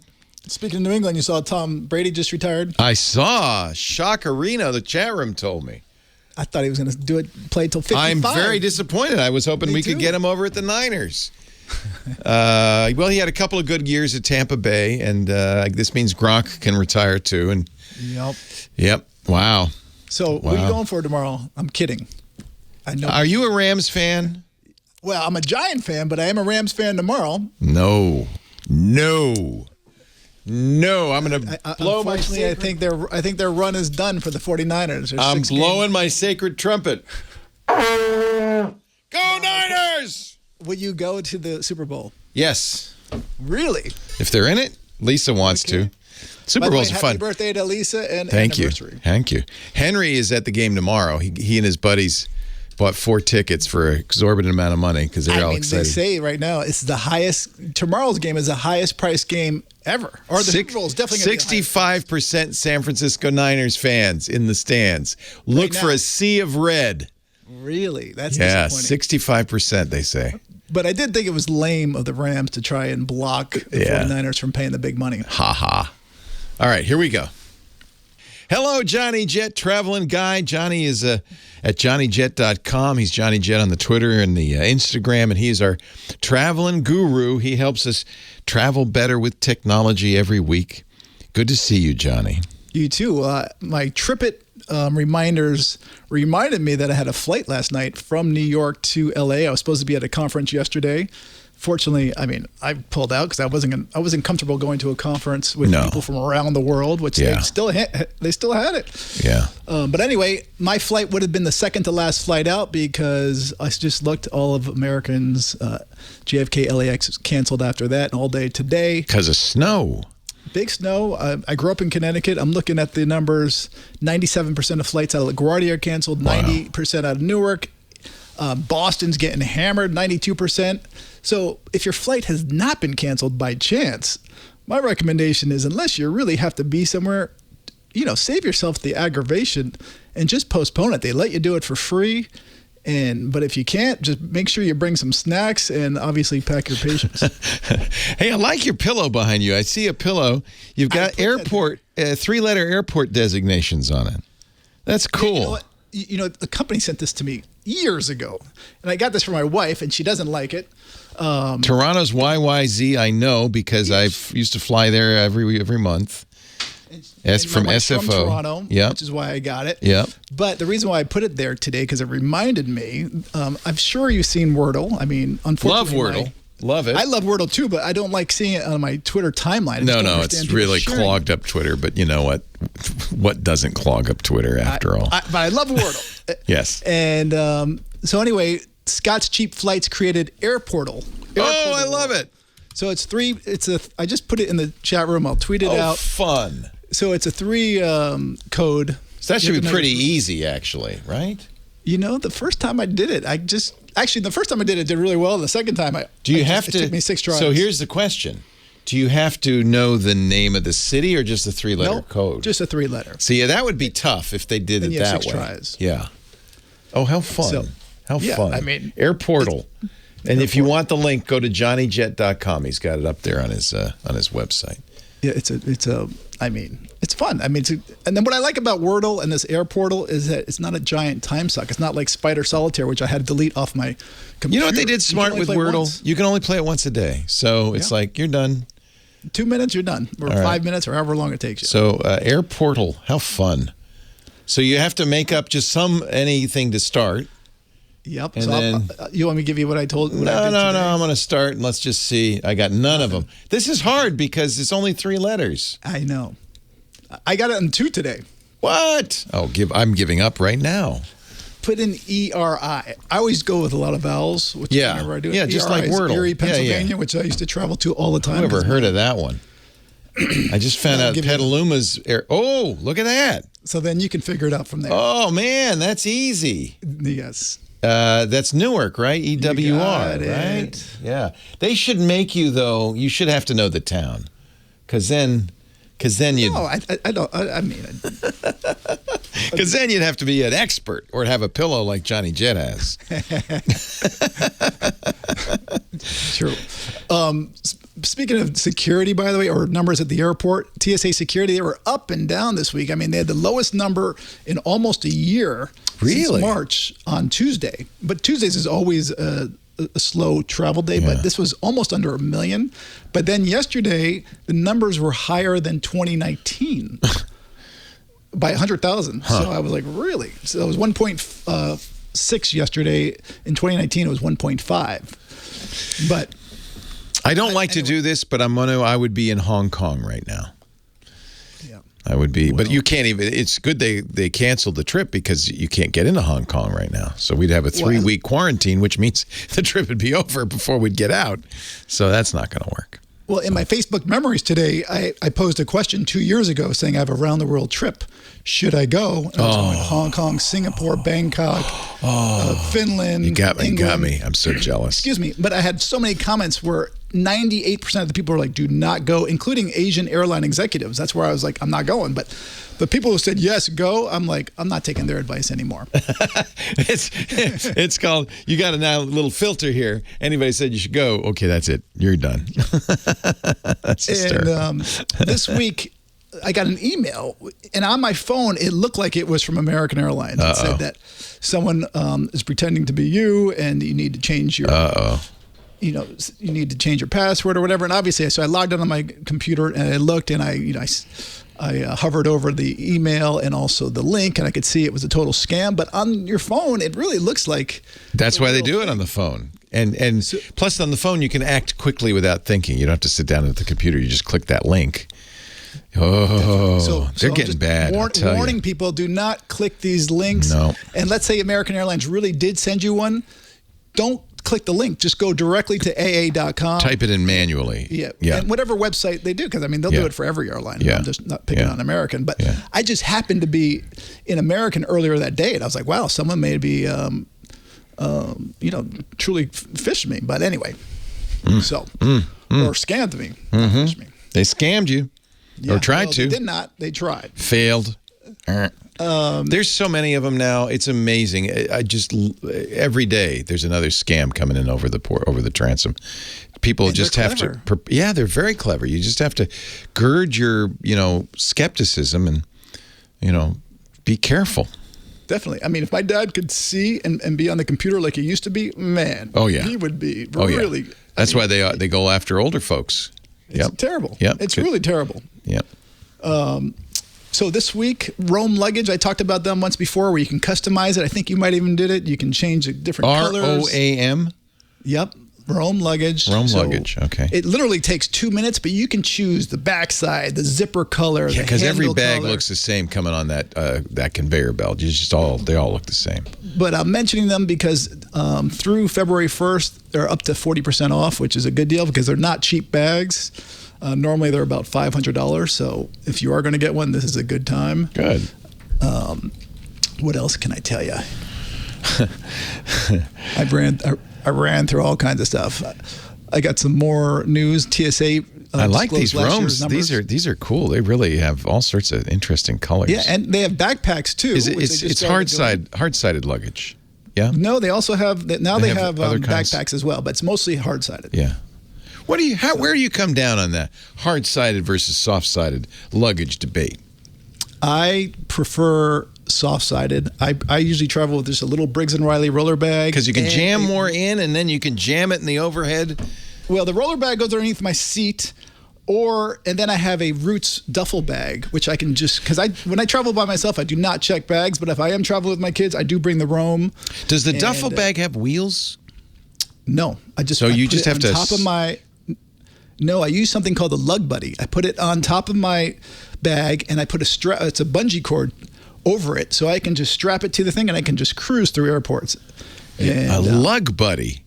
Yeah, Wow. I don't think they make them anymore. Unfortunately, I bought a bunch of them when they were. They're like bungee cords for luggage, basically. Yes, I don't know why they stopped making them, because it was the best invention, and flight attendants would be like, "I love that." So maybe you and I have to go back and Let's go in the lug buddy business. I mean, it's just really a bungee cord. So if you have a bungee cord, that's what holds it together. The lug buddy had this kind of fancy doohickey on one end. It was, they had some stuff, but all you could find now if you search for lug buddy is a lot of people saying how great it was. Oh, okay. Well, there is a competitor, or not a competitor. Someone made something similar, but it's not as good as a lug buddy. No. So, see, I always like to ask you for luggage tips, as if I'm going somewhere, which I'm not. Although, you know what? We're going to Carmel next week. We're going to go down. We're going to have a nice meal. We're going to stay in a hotel for 2 whole nights. Have dinner with Clint. Have to say hi to Clint. Leo Laporte, the tech guy. I like Carmel. I used to work in Pacific Grove in Monterey, so we used to go there all the time. I want to take my kids to the aquarium, the Monterey Aquarium. Well, I think that's what we're going to do. Oh, it's the best aquarium I've ever. never been. Yeah. So I think that's probably what we're going to do is we're going to drive down there. It's going to be challenging because we're going to drive down on the electric. And the hotel we're staying at does not have chargers, but there's a charger a couple of blocks away. I'm crossing my fingers and get over there, get it charged up, because it's going to use all the juice just to get there. But then the next day, we want to drive up to Monterey, go to the aquarium. I could show Lisa the radio station I used to work at on Cannery Row. Have some day trip. I spoke at a conference at the Bernardus Lodge or something. It was really nice. They had bocce courts outside. Yeah. It's like right in a little winery. Yeah, Carmel's pretty nice area. I think the hotel we're staying in used to be like a fancy home that they turned into a hotel. There's a lot of that. I think there's a lot of that in Carmel. I'm sure. And then there's a Michelin restaurant, because we're trying to hit all the Michelin restaurants in Northern California one by one.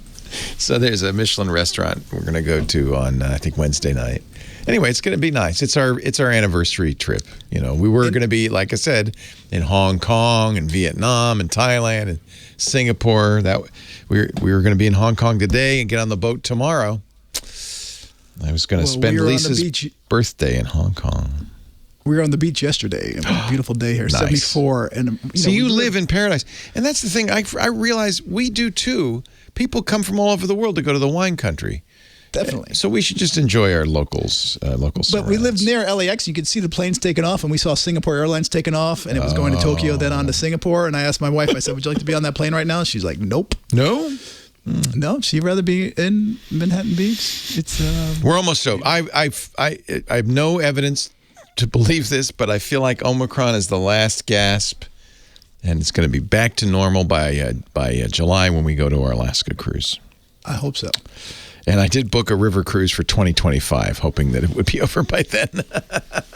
I read in the news today they're actually talking about doing a river cruise along the Florida Intercoastal. Ooh, that would be nice. Which is brilliant. That's supposed to be gorgeous. No one ever thought of that. I mean, my sister used to live on the Intercoastal. How far is it, though? Is it long enough to do a week? You can go up. We're doing 2 weeks. We start in Minneapolis, in the Twin Cities, and we go all the way down to New Orleans on Viking. 2 weeks. It's going to be awesome. I mean, that's going to be amazing. See America first. And it's Viking, so it'll be nice. It's not like a paddle wheeler or something. No, that will definitely be nice. Viking does a great job. Yeah, I can't wait. That'll be fun. By the way, real quick about Crystal Cruises, we talked about it last week. Did anybody buy them? No, I don't. I think someone will, but I heard one of my readers said that they got a refund from Crystal. Good. Right away, which I was impressed and surprised. Yeah. But go after your credit card. If you have it, go after your credit card company right away. Get it as quick as you can. I hope somebody buys them. They won't buy their debts, so, I mean, they had that Crystal plane. I don't know if you remember that thing. I was sad because I always wanted to go on Crystal. Bill Hanley used to tell me that's the best cruise line. He said, you got to go on Crystal. I just never did. No, I never will. I mean, they had a plane the Red Sox rented out to go to London when they played against the Yankees. Wow. It's incredible. That's why they're broke, by the way. Okay. Hey, thank you, Johnny. Care. Have a good one. Take care. I get a little weird when I hear this song because for some reason something was wrong with my iPhone a couple of years ago, and every time I got in the car, it would play Foreigner. I couldn't figure out why. Every time I got in the car, because it's supposed to pick up where you left off. But I guess once I had listened to some Foreigner, and then the iPhone just decided, well, you must like Foreigner. Let me play that every time you get in the car. Or maybe the car was trying to tell me something. I don't know. Leo Laporte, the tech guy. George on the line from Brooksville, Florida. Hello, George. Hello, Leo. How are you? I'm doing fine. I have a little issue with the Samsung 21 Ultra. A Samsung 21, S21, the latest, greatest phone, although February 9th it will no longer be the latest, greatest phone, but you got a couple of weeks left. What's going on with your Samsung S21 Ultra? Well, it's not the greatest. They lied.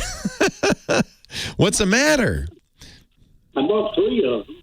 Oh, I took one of them into the agent that I purchased it from today to have it set up and transferred from my old S10. Okay. That's a nice jump in capabilities, the S10 to the S21. It looked nice, but after 3 hours and the multiple restarts and trying to figure out different ways to transfer, I finally gave up and told her I just wanted to get my S10 back. And So she couldn't figure out how to do it? She could not get it. It was so slow. It was unbelievably slow in transferring. She blamed it on Wi-Fi first, then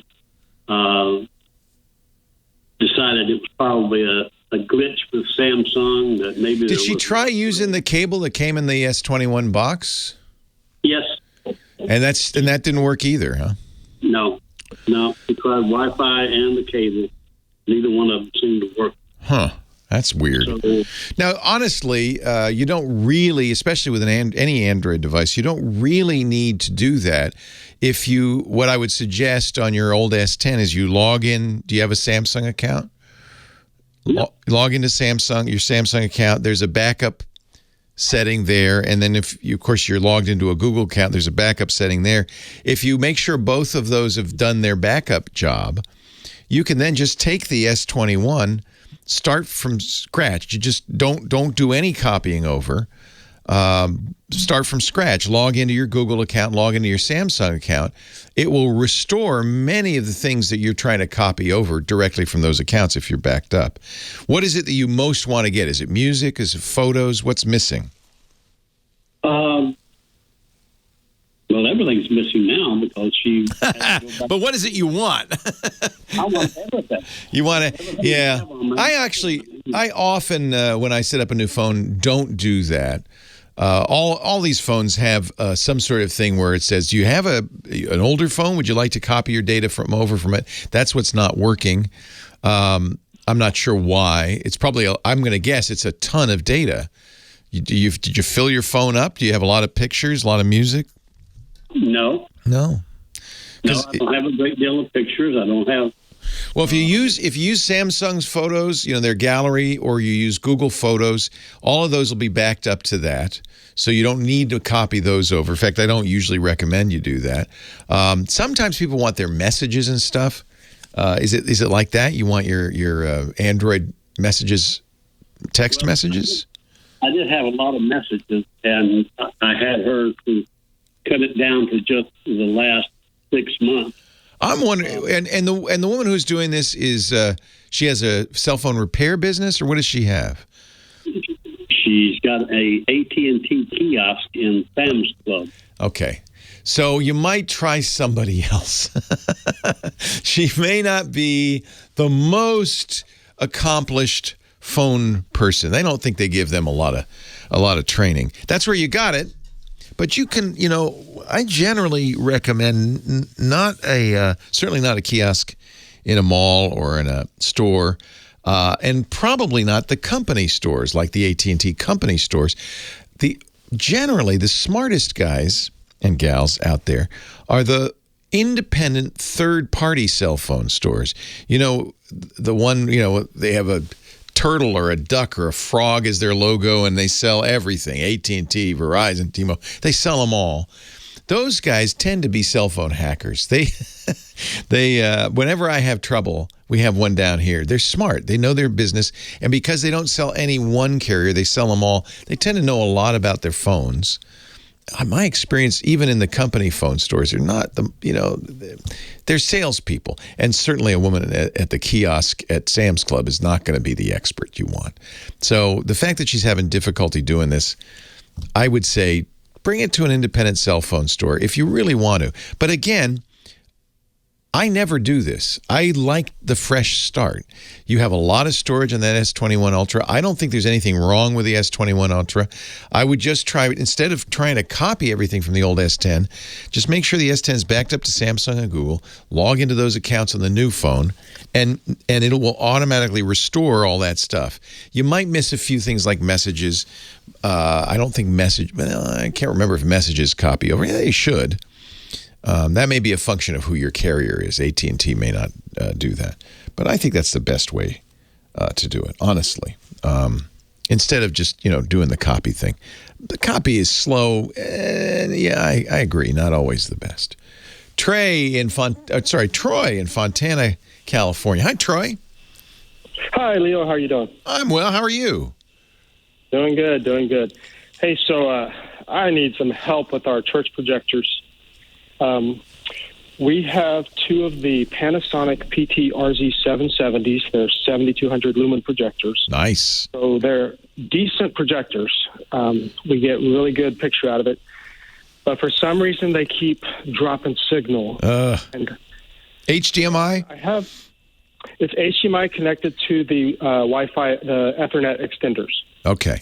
So you're using balance to extend because that's one problem with HDMI. It sounds like there's a very long throw. It's a long distance between the projector and the computer. Yes, sir. Yeah. And so that's a good way to do it. You have an Ethernet cable, and at each end of it, it has a device that's converting it to the kinds of bits that can go over the Ethernet cable. Maybe those are not high-powered enough. How far is it going? I would say probably about 80 to 100 feet. Oh, yeah. So you probably tried HDMI. Actually, you can't even get a 100-foot HDMI cable. So right. Are you using balance? Did you buy a special cable? What did you get for the Ethernet? Yeah, so the Ethernet, I built the cable. It's Cat 6. I tested it on both ends with my tester. Oh, you know what you're doing.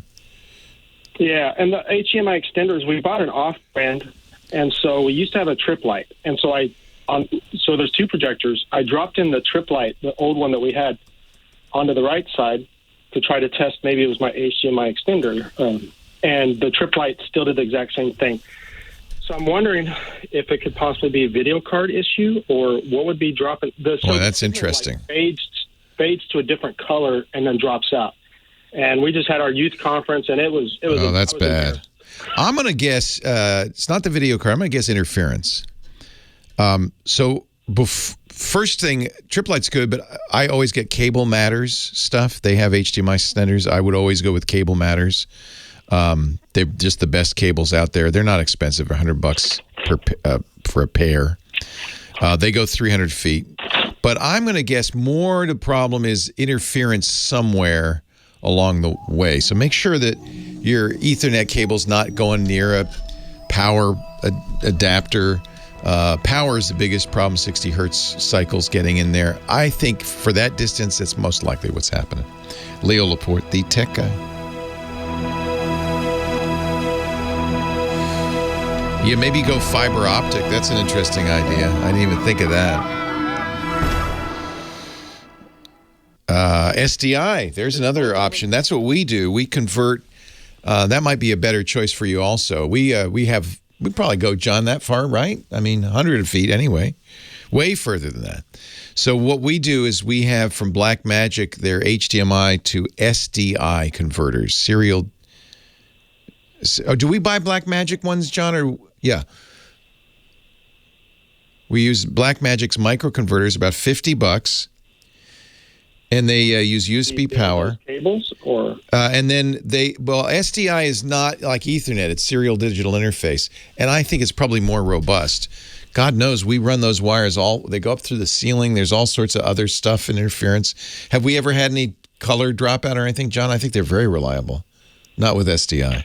So that might be the other thing to look at. What about running them? Are they sensitive? I mean, because we got to go through these, up the wall, down, through the attic, down, across. It's exactly what we're doing.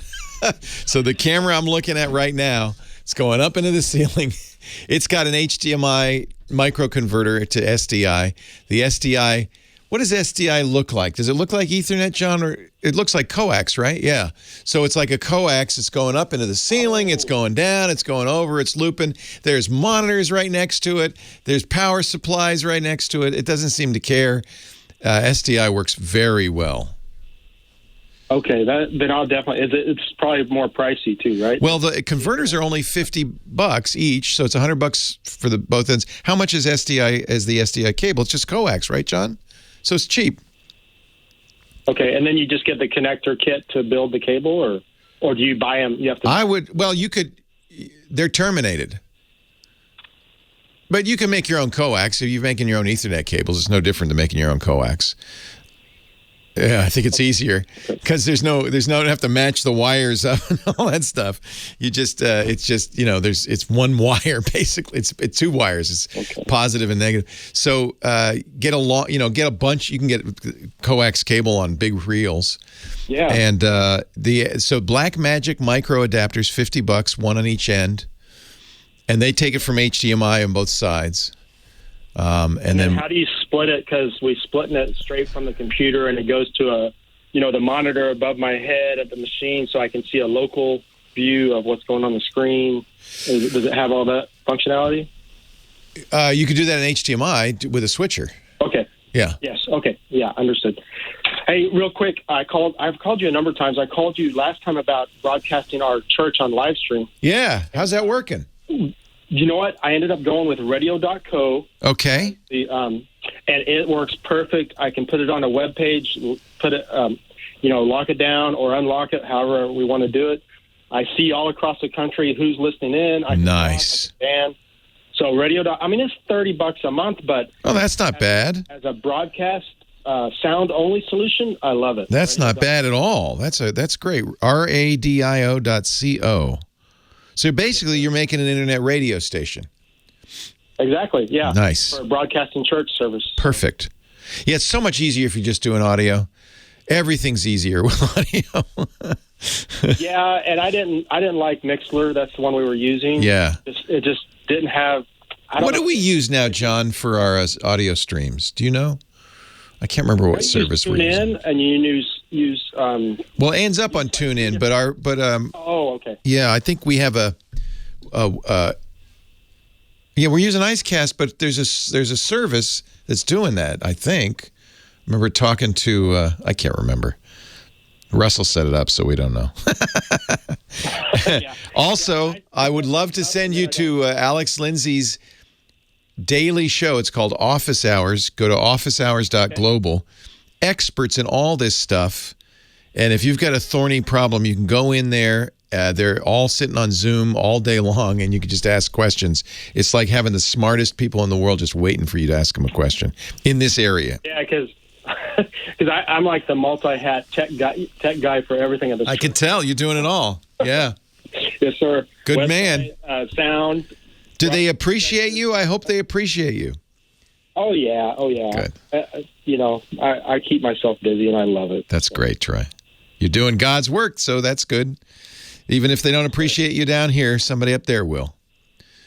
We were lucky to buy these projectors before COVID hit, and the prices jumped up. We got them for $5,500 each. Yeah, all this stuff's gotten more expensive because people are trying to do remote and everything. Yeah. Yeah, they're beautiful. So. Good on you, Troy. Well done. Thank you, sir. Take care. All right, you too. Bye-bye. Boom, boom. These are the Black Magics we use. So they just have HDMI on one side and coax on the other. It's got in and out. Oh, nice. It doesn't need a PSU because it uses USB power. Right. Everybody's got millions of those lying around. Oh, nice. Is that good or bad? Oh. Right. It says, oh, I see something on USB. Oh. Are you kidding? Oh, that's hysterical. So it goes up into the roof, comes down to here, and then do you have another converter box from here? So it's SDI in and out there. Oh, the patch panel's over here. Oh, this. Underneath. I didn't even know there was a patch under here. Oh, yeah, so there is. I'll be damned. What happens if I pull all these cables out and show them?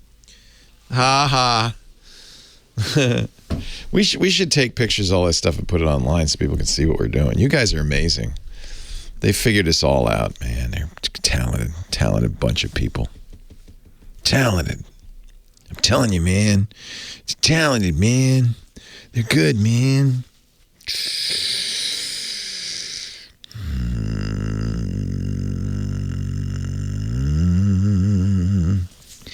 I get to go home and give Lisa her presents.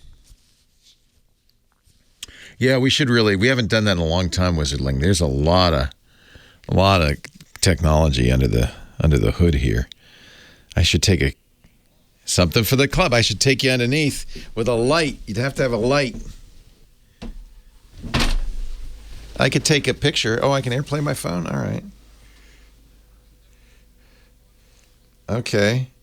Let me see here. This is Trixie. Okay.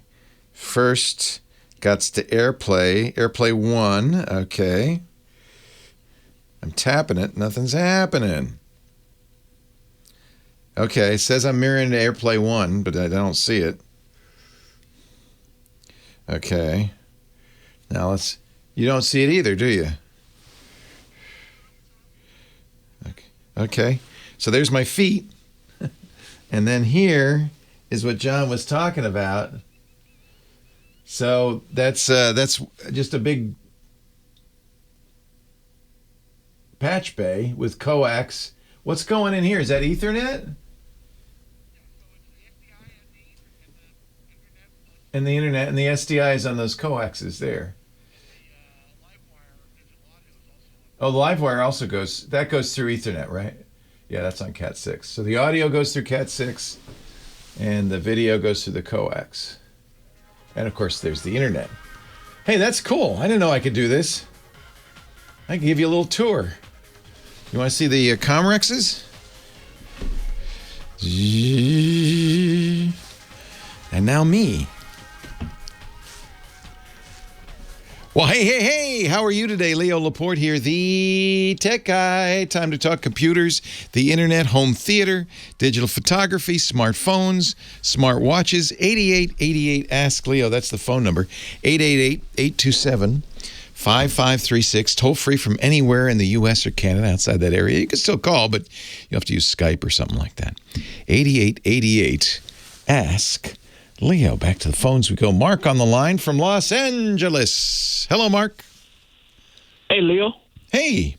I want to discuss one thing here. It's the internet. We have two rivals here. We have Meta, the old Facebook, the artist formerly known as Facebook. Yes. Yes. And there was one before that started in 2008. I'm going to guess Second Life. Is that who you're talking about? No, I'm talking about Otherverse. What's the Otherverse? Yes. Was it a metaverse-like thing? It's exactly just like it, and it started with U. It's not O, but U. Otherverse. Oh, making it a little harder to find. Okay, I searched for U-O. Otherverse. Now it's a dating network. Yes. Every avatar you meet in Otherverse is another real person, but it's kind of like Second Life. Yeah? Well, no. Have you used it for dating, Mark? Have you used it to meet people? I did use it back in the day. Yeah, it's still around. I'm telling you, it's a carbon copy of what Meta is. Isn't that trying to do. hysterical? It does look kind of like it. To bring that, I wanted to bring that attention to it, and the site is still there, which is amazing. I was like, whoa, you know? Yeah. But however, I think Zuckerberg is. I'm surprised they didn't buy it. You know what I mean? Well, so this is the interesting question. You know, Mark clearly wants everybody in the metaverse to be using his Facebook metaverse. Exactly. But there are, as you point out, there are many others, not just Otherverse and Second Life. There are plenty of others. And so that's the question. Like, you know, when you talk about the metaverse in fiction and movies, it's always one thing. And everybody who uses it can meet together, right? Kind of like the internet is today. But it's not owned by anybody, or is it? Or I don't know. They were trying to sell it like a couple of years ago, I believe. But in Ready Player One, it is. It's owned by a big evil corporation. Actually, right? Actually, originally owned by the guy. I'm trying to remember the plot. Originally owned by the game designer, but then the big evil corporation, which had a competing metaverse, took it over, and that was the whole story, wasn't it? Yeah. But the carbon copy. I mean, they were selling land just like Meta is trying to do. Oh yeah, and not just land, virtual goods. That's where the money is. Yeah. And apartments and everything. So I believe it's a carbon copy. I just wanted to bring that to people's attention. You know, so Zuckerberg, he didn't invent it. The old. He didn't invent it. Yeah. No, he didn't invent it. Exactly. Yeah. Exactly. He just wants to own it. Mark, I appreciate. I'd never heard of Otherverse. Yeah. It's check it. It's been around for a long time, man. It's kind of more adult now, I would say. You know, because it's definitely adult. But see, that's what happened to Second Life too. Is it became kind of more adult. Sometimes it's kind of depressing. That's what happens in the world. It all becomes adult. You know. It's now Otherverse is a 3D social center. Meet real people, register now, make real friends, party the night away. There are free virtual events. I'm reading the website and online activities happening 24/7 with millions of profiles, thousands of 3D world. It does sound kind of like what Mark's thinking. Check out the date when it started. Believe me, trust me. I'm surprised that Zuckerberg didn't buy it up already. Yeah. He might not. Otherverse, where all the men are handsome and all the women. Well, okay, Leo. See for yourself. Thank you, Mark. Yeah, of course, Mark Zuckerberg didn't invent this. And it's clearly a land grab. I'm sorry, but I'm not a big Zuck fan or a Facebook fan for that matter. And the idea of a metaverse, a virtual world that you could enter that would be, almost as good as real life, maybe better in some ways, has been around in science fiction for decades. And it's very attractive, very appealing. Although I have to point out, in almost all the science fiction novels where there's a metaverse, whether it's Ready Player One or the original Snow Crash by Neil Stephenson or, the cyberpunk novels like Neuromancer from William Gibson, in every case, that virtual world that you put on the visor or you wear a special suit or whatever to go into, or sometimes in Neuromancer you actually jack in, you have a hole in your neck that you plug into, just like the Matrix. In every case, and the Matrix too for that matter, the world you're escaping from, the real world, is horrific. It's a dystopia. You go into the metaverse because the real life is terrible. So that does. So is that what Mark Zuckerberg is saying? Is like, we know it's going to get pretty bad out here, so come on and visit us. And don't you think if you were going to make a metaverse, you'd want a metaverse like I would think you'd want one metaverse that everybody, like the internet. There's one internet. If something's on the internet, you can go see it, right? You don't have to. Well, maybe that's not the case. I mean, certainly that's not how Facebook works. And for a lot of people, I mean, certainly this was Facebook's plan to make it the internet for most people. Everything you want to do on the internet, you do inside of Facebook, but you need a Facebook account. So I guess that's what he's planning with the metaverse. I kind of like the idea of a free and open place where you can make your own world. And you know what? Yeah, there's going to be adult stuff, but you don't have to go there. You can stay away from that and hang out with the good people, the nice people, the fun people. 8888 Ask Leo, the phone number. Stephen in L.A. is next. Hi, Stephen. Leo Laporte, the tech guy. Hey. Hey. Thanks for taking the call. Thanks for calling. Well, I appreciate your being here. So I have a question about updating the apps on my phone, and I have a quick comment about upgrading to 11, which has kind of scared my pants off. But my phone, I have a Galaxy with 128 gigs of thing, and so I get these updates, and I don't just like blanket update everything because a lot of the apps I don't even use. So I try to look to see, well, what do you want to update? And a lot of it, even for apps that I do use, it's like I don't need to share with this or that, or I don't. I so agree with you. So nowadays, people make apps to kind of get more information about you. That's the real payoff for these apps in many cases. Facebook and Messenger, it says no information from the developer. So I don't want to use up my 128 gigs of storage, especially for something that I don't need.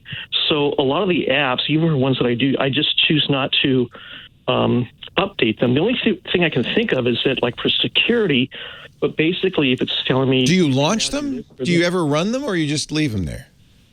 No, most of the apps I don't use, and then the ones that first of all, I would just get rid of apps you don't ever use. Okay. Anything you have installed on any device, whether it's a laptop, a phone, a computer, brings in the potential of security flaws, uses up space. If you're not using it, uninstall it. If it's an app, and there are many Samsung apps, for instance, you can't uninstall, you can disable them in the app settings. I would, because even if you're not updating it, it's still, in many cases, able to look at your location, look at what you're doing. If you want real privacy, get rid of anything you don't use, for sure. And then I think not updating it is perhaps more risky. The good news, both Android and iOS now will tell you when you install a new app, hey, this app wants permission to, and it will tell you what it's doing. And sometimes now the app, if you say no, I don't give you permission, won't run.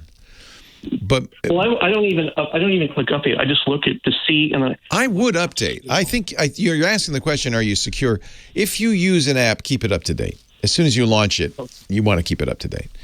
But you're right. Sometimes these updates do not improve these apps. So I guess I kind of understand. In fact, a lot of times it doesn't improve it. It makes it worse. Or as you say, maybe starts spying on you more, or asks for more permissions. One of the things that everybody should be aware of is when it asks to look at your contacts, in almost every case, it means it's uploading your entire contact list to their computers. So you're kind of outing all your friends. You're sending your friend's name, address, phone number to some third party. That's not nice.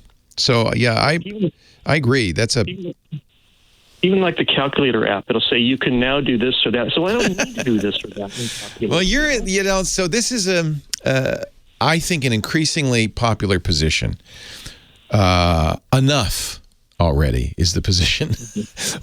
Enough. Stop. It's good enough. Do not fix it by making it worse. And So it's not really a security issue, I guess. A lot of times these apps will just stop working if you don't update them. You'll have to have the latest version to use them. But for the calculator app, I don't see any security issue. Keep an eye out. You can look at the update. It'll tell you if it's fixing a security problem. If it is, then you definitely want it, right? Okay. Now, as far as when I upgraded to, I didn't hear your show about leaving 10 alone, so I went ahead and did the 11 upgrade. And then I got the scare of my life, because when I went into my contacts, like to look up companies to pay bills and stuff, when I do the search, it would say no results found. And that lasted for about a week or so, so I had to recreate passwords and stuff like that. But it's like, now I could scroll down far enough to find it. Oh, that's interesting. So that's one of the issues with upgrading an operating system. It can break things. And because Windows 11 is merely a cosmetic update, it adds no new features, takes some features away, but mostly it's all about rounded corners and centering the start menu. There's no incentive to get Windows 11. And there's some disincentive because it might break things. By the way, it eventually came back because it took a few weeks. Okay. But when I went in there, searches would come up. So apparently someone hollered, and they meant, oh, they need to search for their stuff. That's hysterical. So they broke some features. Yeah, Windows 11, when they first released it, really was not done. It's funny that you mentioned this because I had this conversation. I do a Windows podcast called Windows Weekly. I'm just the guy there. Paul Thurrott, Mary Jo Foley are the hosts. They're the experts. But I raised this question with them. I said, I get calls all the time from people who say, should I upgrade to Windows 11, especially now that Windows 10 is bugging me to do so? That's the new thing. And I said, what's your advice? And they hemmed and they hawed. Paul said, yeah, upgrade. It's mostly harmless. And Mary Jo said, well, Windows 10 is going to be secure through 2025. You can, when you see that pop-ups prompting you to go to Windows 11, look around on that window. And apparently there's a menu there, 3 dots says that you can click that says, stop asking me. I don't want to see that anymore. If you can turn that off, I would live with Windows 10 unless you have a really good reason to go to 11. I am on Windows 11. It's pretty. I like how it looks. Didn't break anything for me. I didn't have search issues like you had. So, I'm kind of equivocating. If it's okay to upgrade to Windows 11, but you don't have to. And there may be some good reasons not to. So unless you really say, yeah, I like how that looks, I want to try it. Coming down the road in 6 months, actually, I think next month there's going to be some feature updates to Windows 11. It may come to the point where you say, oh, I really would like that new thing. They now have a new media player, for instance. Maybe I want that. Updated notepad. Maybe I want that. In which case, it's okay to upgrade. It's safe to upgrade. 8888 Ask Leo, the phone number. Leo Laporte, the tech guy, the GizWiz, coming up. More of your calls, too. Give me a ring. Let's talk.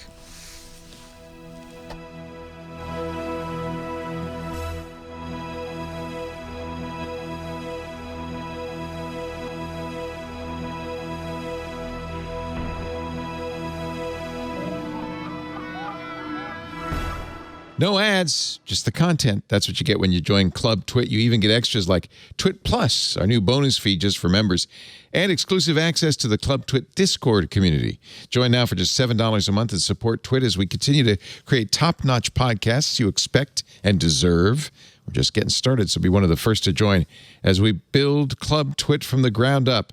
You could be an early member. Go to twit.tv/clubtwit to learn more and sign up now. Thanks. Leo Laporte, the tech guy. Is that the same? All the same song, Professor Laura, or is it? It's broke. It's Run DMC. See, what do I know? 88. I hear they're big.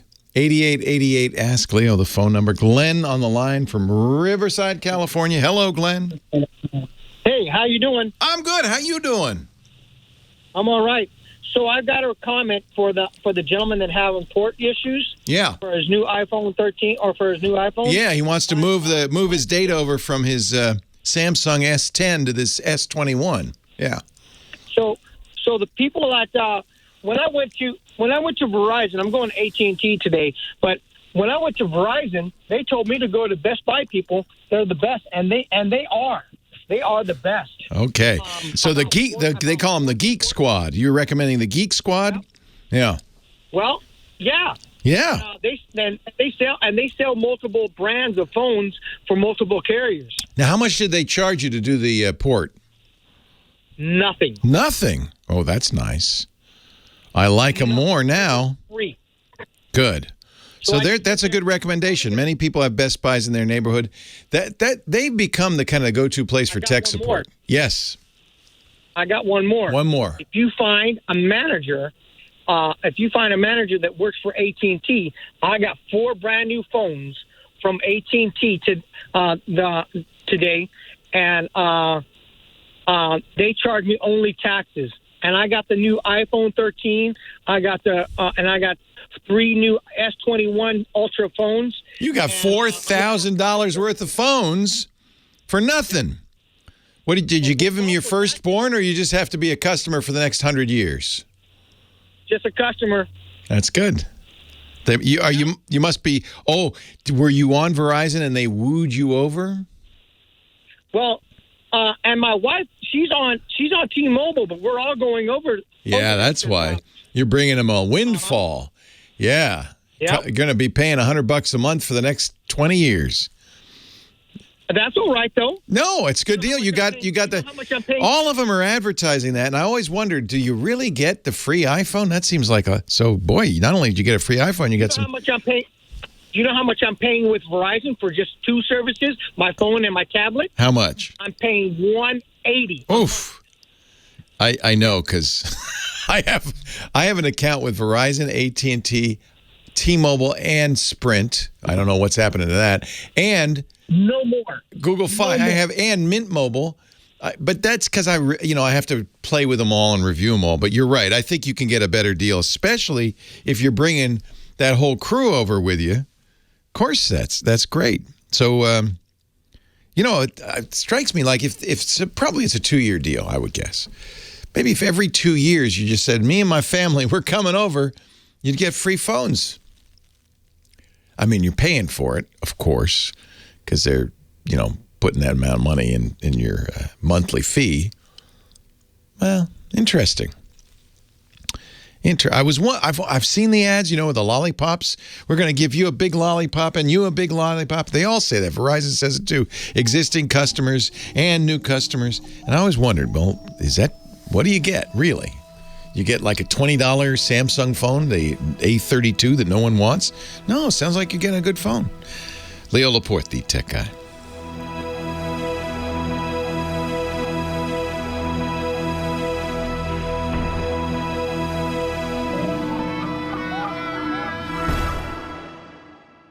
Leo Laporte, the tech guy.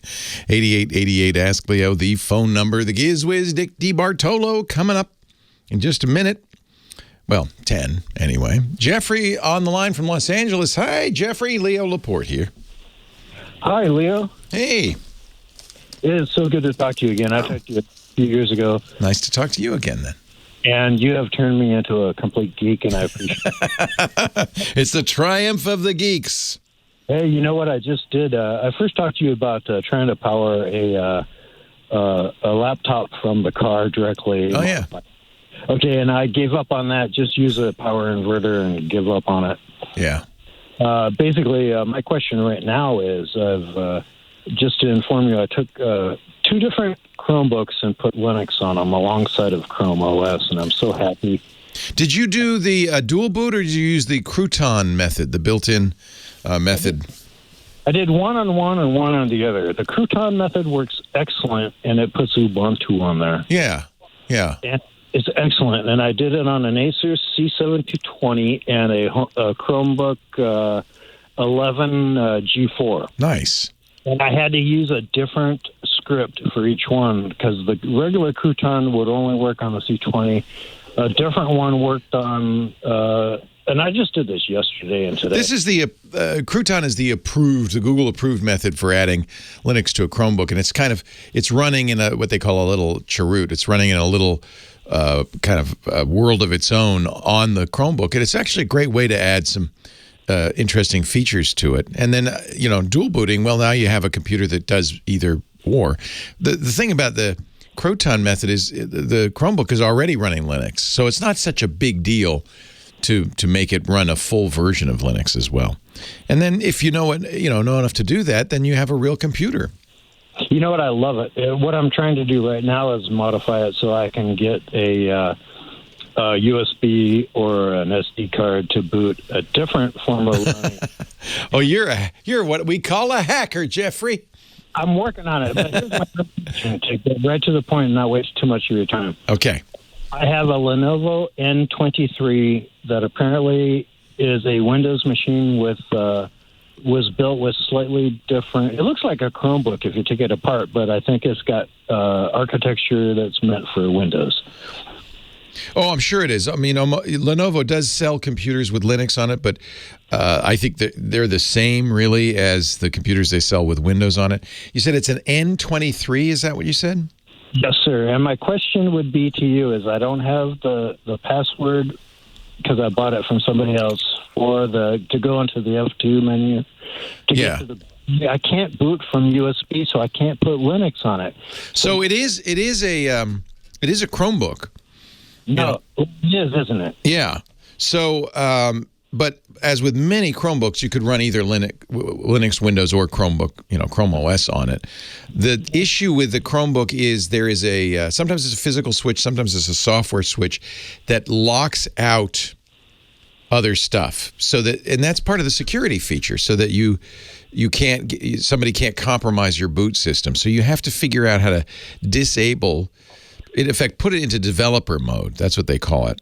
If you could put it into developer mode, you should be able to do anything you want with it, including put Linux on it. You already know that because you did it with your other Chromebook. Yeah, but on 23, can I do that?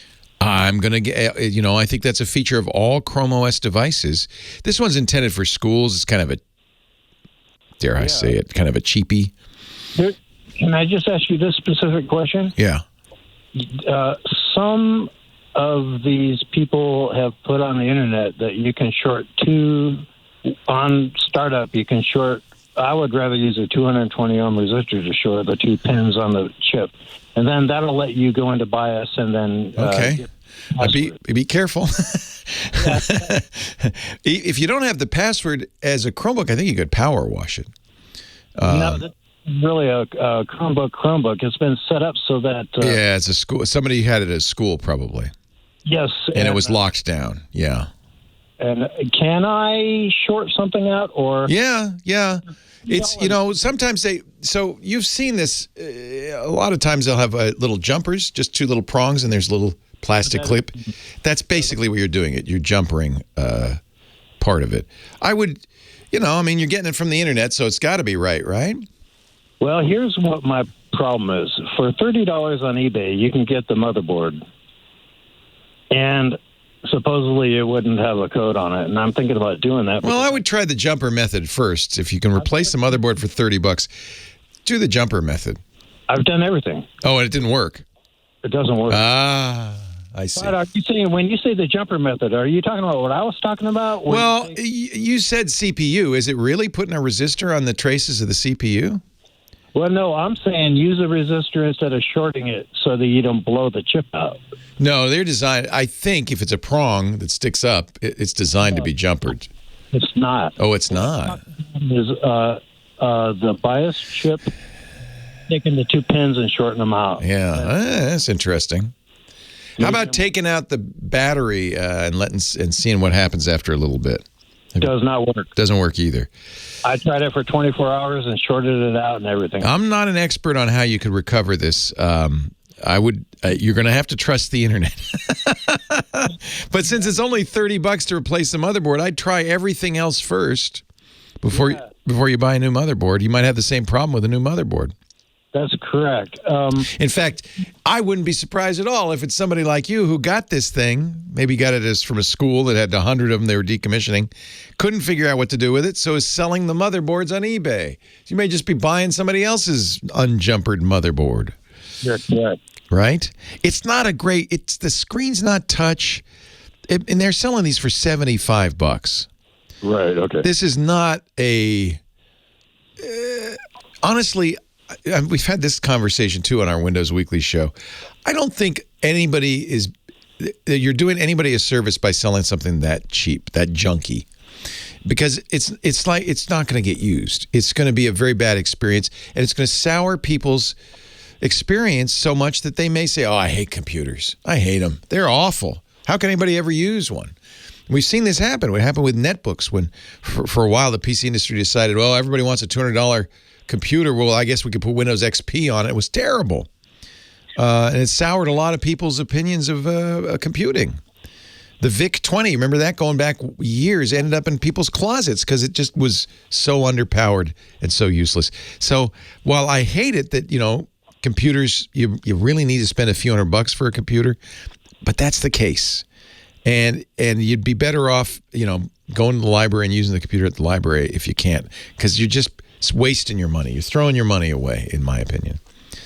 And it's not doing anybody any service. We had this debate. I mean, I understand there's other points of view, Some people say, well, if people can't afford it, at least there's a $75 computer out there they can get. Yeah, I guess so. I guess so. Is it? If you buy a hammer, if you can't afford a good hammer, so you buy a hammer that's just a rock attached to a stick because you can afford it, it's cheap, and then the minute you use it, the rock flies off and hits you in the face. Was that a good economy? Was that a good savings? I mean, I guess this Lenovo N23 ain't going to fly off and hit you in the face, but it might be just as unpleasant. It's sad. The reason this came up is Microsoft is selling a $200 Windows device because they want to compete with Chromebooks.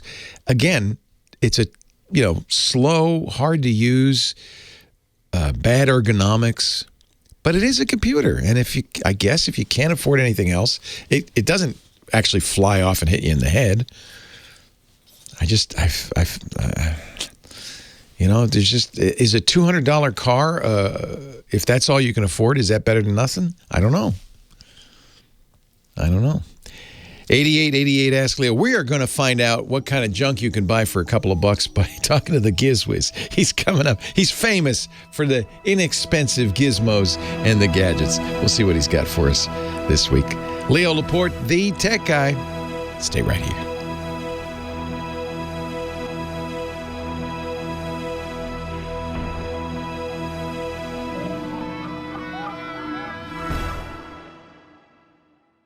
Well, you can tell by the way this song is forever spoiled for me because the Red Cross says that's what you should be singing when you're doing chest compressions, so you do it at the right speed.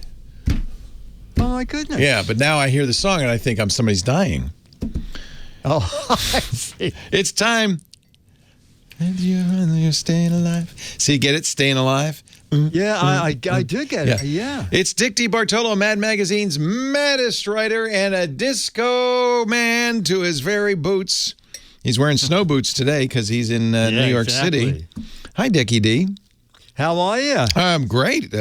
Sun shining. Yeah, It was a little frosty last night. It was a little chilly.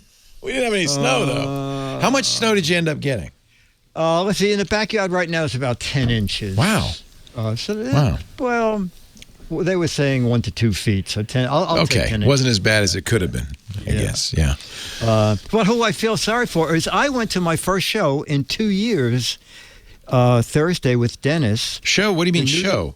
Musical? A boat show. Oh, I a went boat to show. The boat show. Oh. Yeah, the boat show. Okay. The Javits, before you can even enter the Javits, you have to show the vaccination and photo ID. And I figured the boat show was going to be on the small side, which it was. The amazing thing, Leo, I would have run into Johnny Jett because the travel show would be running at the same time. Yes, unfortunately. Of course, he didn't go because, No. Yeah. And also they pushed the travel show off, I think, for 2 weeks. I'm surprised they did the boat show. Yeah, I was too. And I figured I'm just going to go. I said to Dennis, if we go and it's crowded, we'll just, get a lift and go back home. Right. But there was plenty of room for walking. But I found something. I know you said earlier that I always find the cheap stuff. All right, so this is cheap. Yeah. Compared to what you can buy at the boat show. Oh. All right. So I want a boat. I've always dreamt of having a boat. I know. This is not big enough for you, okay? But it's a very interesting concept. So you know the company called Sea-Doo? Yeah, of course. They make ski-doos. Yeah. Personal watercraft. Right, okay? Yeah. So I go to this, I'm walking by the Sea-Doo booth, and I see this big pontoon boat in there, and I said to the guy, are you making this? And he said, yeah. I said, I want to... I'll take a pontoon boat. Those are fun. I'll go up, and he said, well, it's a tripoon. Tripoon is one better than a pontoon. Yeah. It's a trimaran. Tritoon. It's a trimaran is what it is. What it is that the center section is based on a personal watercraft. And so it's very speedy. So and it's like it's like a jet ski engine. Yes. And then they built a thing around it.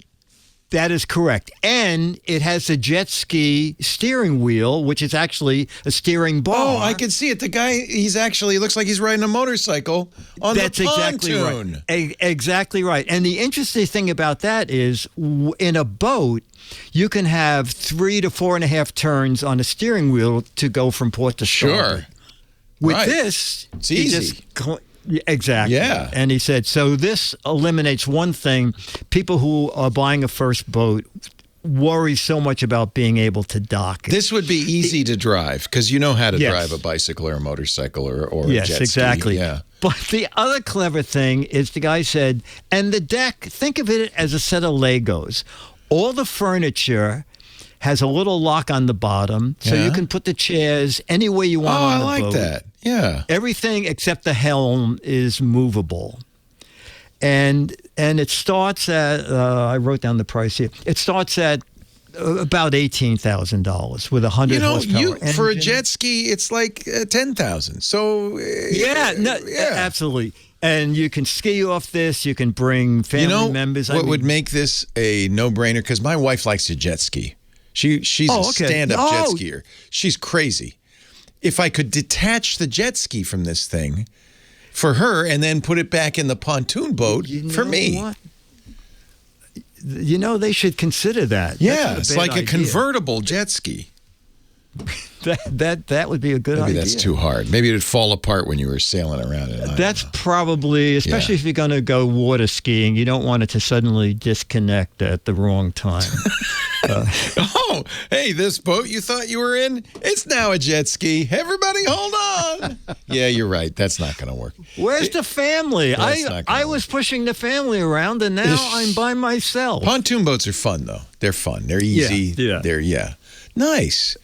And so they're shipping them. They just started building them, he said, 3 weeks ago. So they're shipping to Florida right now because they can buy them right away. Sure. What's the top speed on that thing?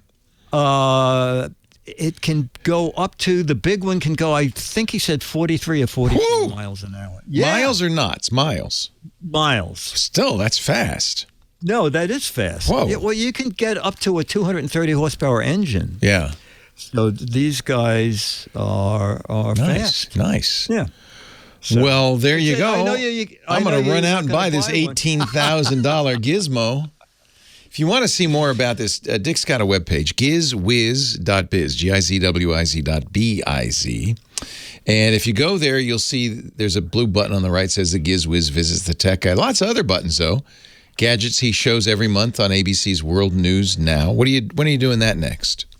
Let's see. We're working on it only because Toy Fair just got canceled. Oh. So when will life go back to normal, Dick? First they canceled. You know what? I know. I am getting very depressed because now this is 2 years. 2 years without toys. This is insanity. Think of the children. Bring the toys back. I guess you can have toys without Toy Fair, but Toy Fair is so much fun for the grown-ups who get to play with toys for work. No, I'm going to miss that. Yeah.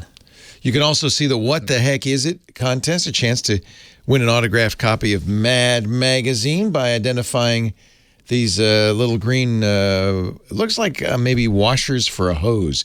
It's the anti-leak device for a hose. How about that? You could send that in. Yeah. So here's the deal. There's up to 6 Mad Magazines for the right answer, but there's up to 12 for the wrong answer. So never answer right. You double your odds, if I'm not mistaken. No, stupidity counts. Dick also has a great podcast, the GizWiz podcast at gizwiz.tv with his friend Chad Johnson, the old redhead. And what do you? So when it snows 18 inches in New York, what do you do? Do you just stay inside? You said you walked down to the boat. No, there's no marina anymore, no boat anymore. You sold all your boats, so you don't have to go anywhere. Yeah. And the marina is abandoned. Yeah. Really? The whole marina's... Oh, that's right. They're going to build a new one. They're going to build a new one. Yeah. No, I just went down to see the kids sledding and thinking... It's fun also to walk right down the middle of Broadway. Just right down the center line there. Nobody around. It's empty. Well, Except for since that. the 104 is still running, I would not do that today. Especially, was the 104 the bus? Is that the bus? The yeah, bus that go, yeah, exactly. the bus, and then the snowplow drivers driving 80 miles an hour because they got a lot of snow to plow. Exactly. Dick Debartolo, GizWiz.biz. Thank you, Dickie D. Okay, buddy. See you next week. Have a wonderful week. You too, sir. Take care. I want to thank all of our huge, vast team that makes the Tech Guy possible. There's Professor Laura, our musical director, and there's Kim Schaffer, our phone angel, and there's our studio manager, John Slanina. And I also want this would be a good time celebrating 15 years with the Premier Networks, the syndicated show, the Tech Guy Show, and 18 years with KFI in Los Angeles, to thank Robin Bertolucci at KFI for giving me a shot, and Julie Talbot at Premier Networks for letting me go big time. I appreciate it. It's been a good run, and it's not over yet. I hope lots more to come. Leo Laporte, the Tech Guy. I want each and every one of you to have a great geek week. Stay safe. We'll see you next time. Bye-bye. Well, that's it for the Tech Guy Show for today. Thank you so much for being here. And don't forget, TWIT, T-W-I-T. It stands for This Week in Tech, and you'll find it at twit.tv, including the podcasts for this show. We talk about Windows on Windows Weekly, Macintosh on Mac Break Weekly, iPads, iPhones, Apple Watches on iOS Today, security on Security Now. I mean, I can go on and on and on. And, of course, the big show every Sunday afternoon, This Week in Tech. You'll find it all at twit.tv. And I'll be back next week with another great Tech Guys show. Thanks for joining me. We'll see you next time.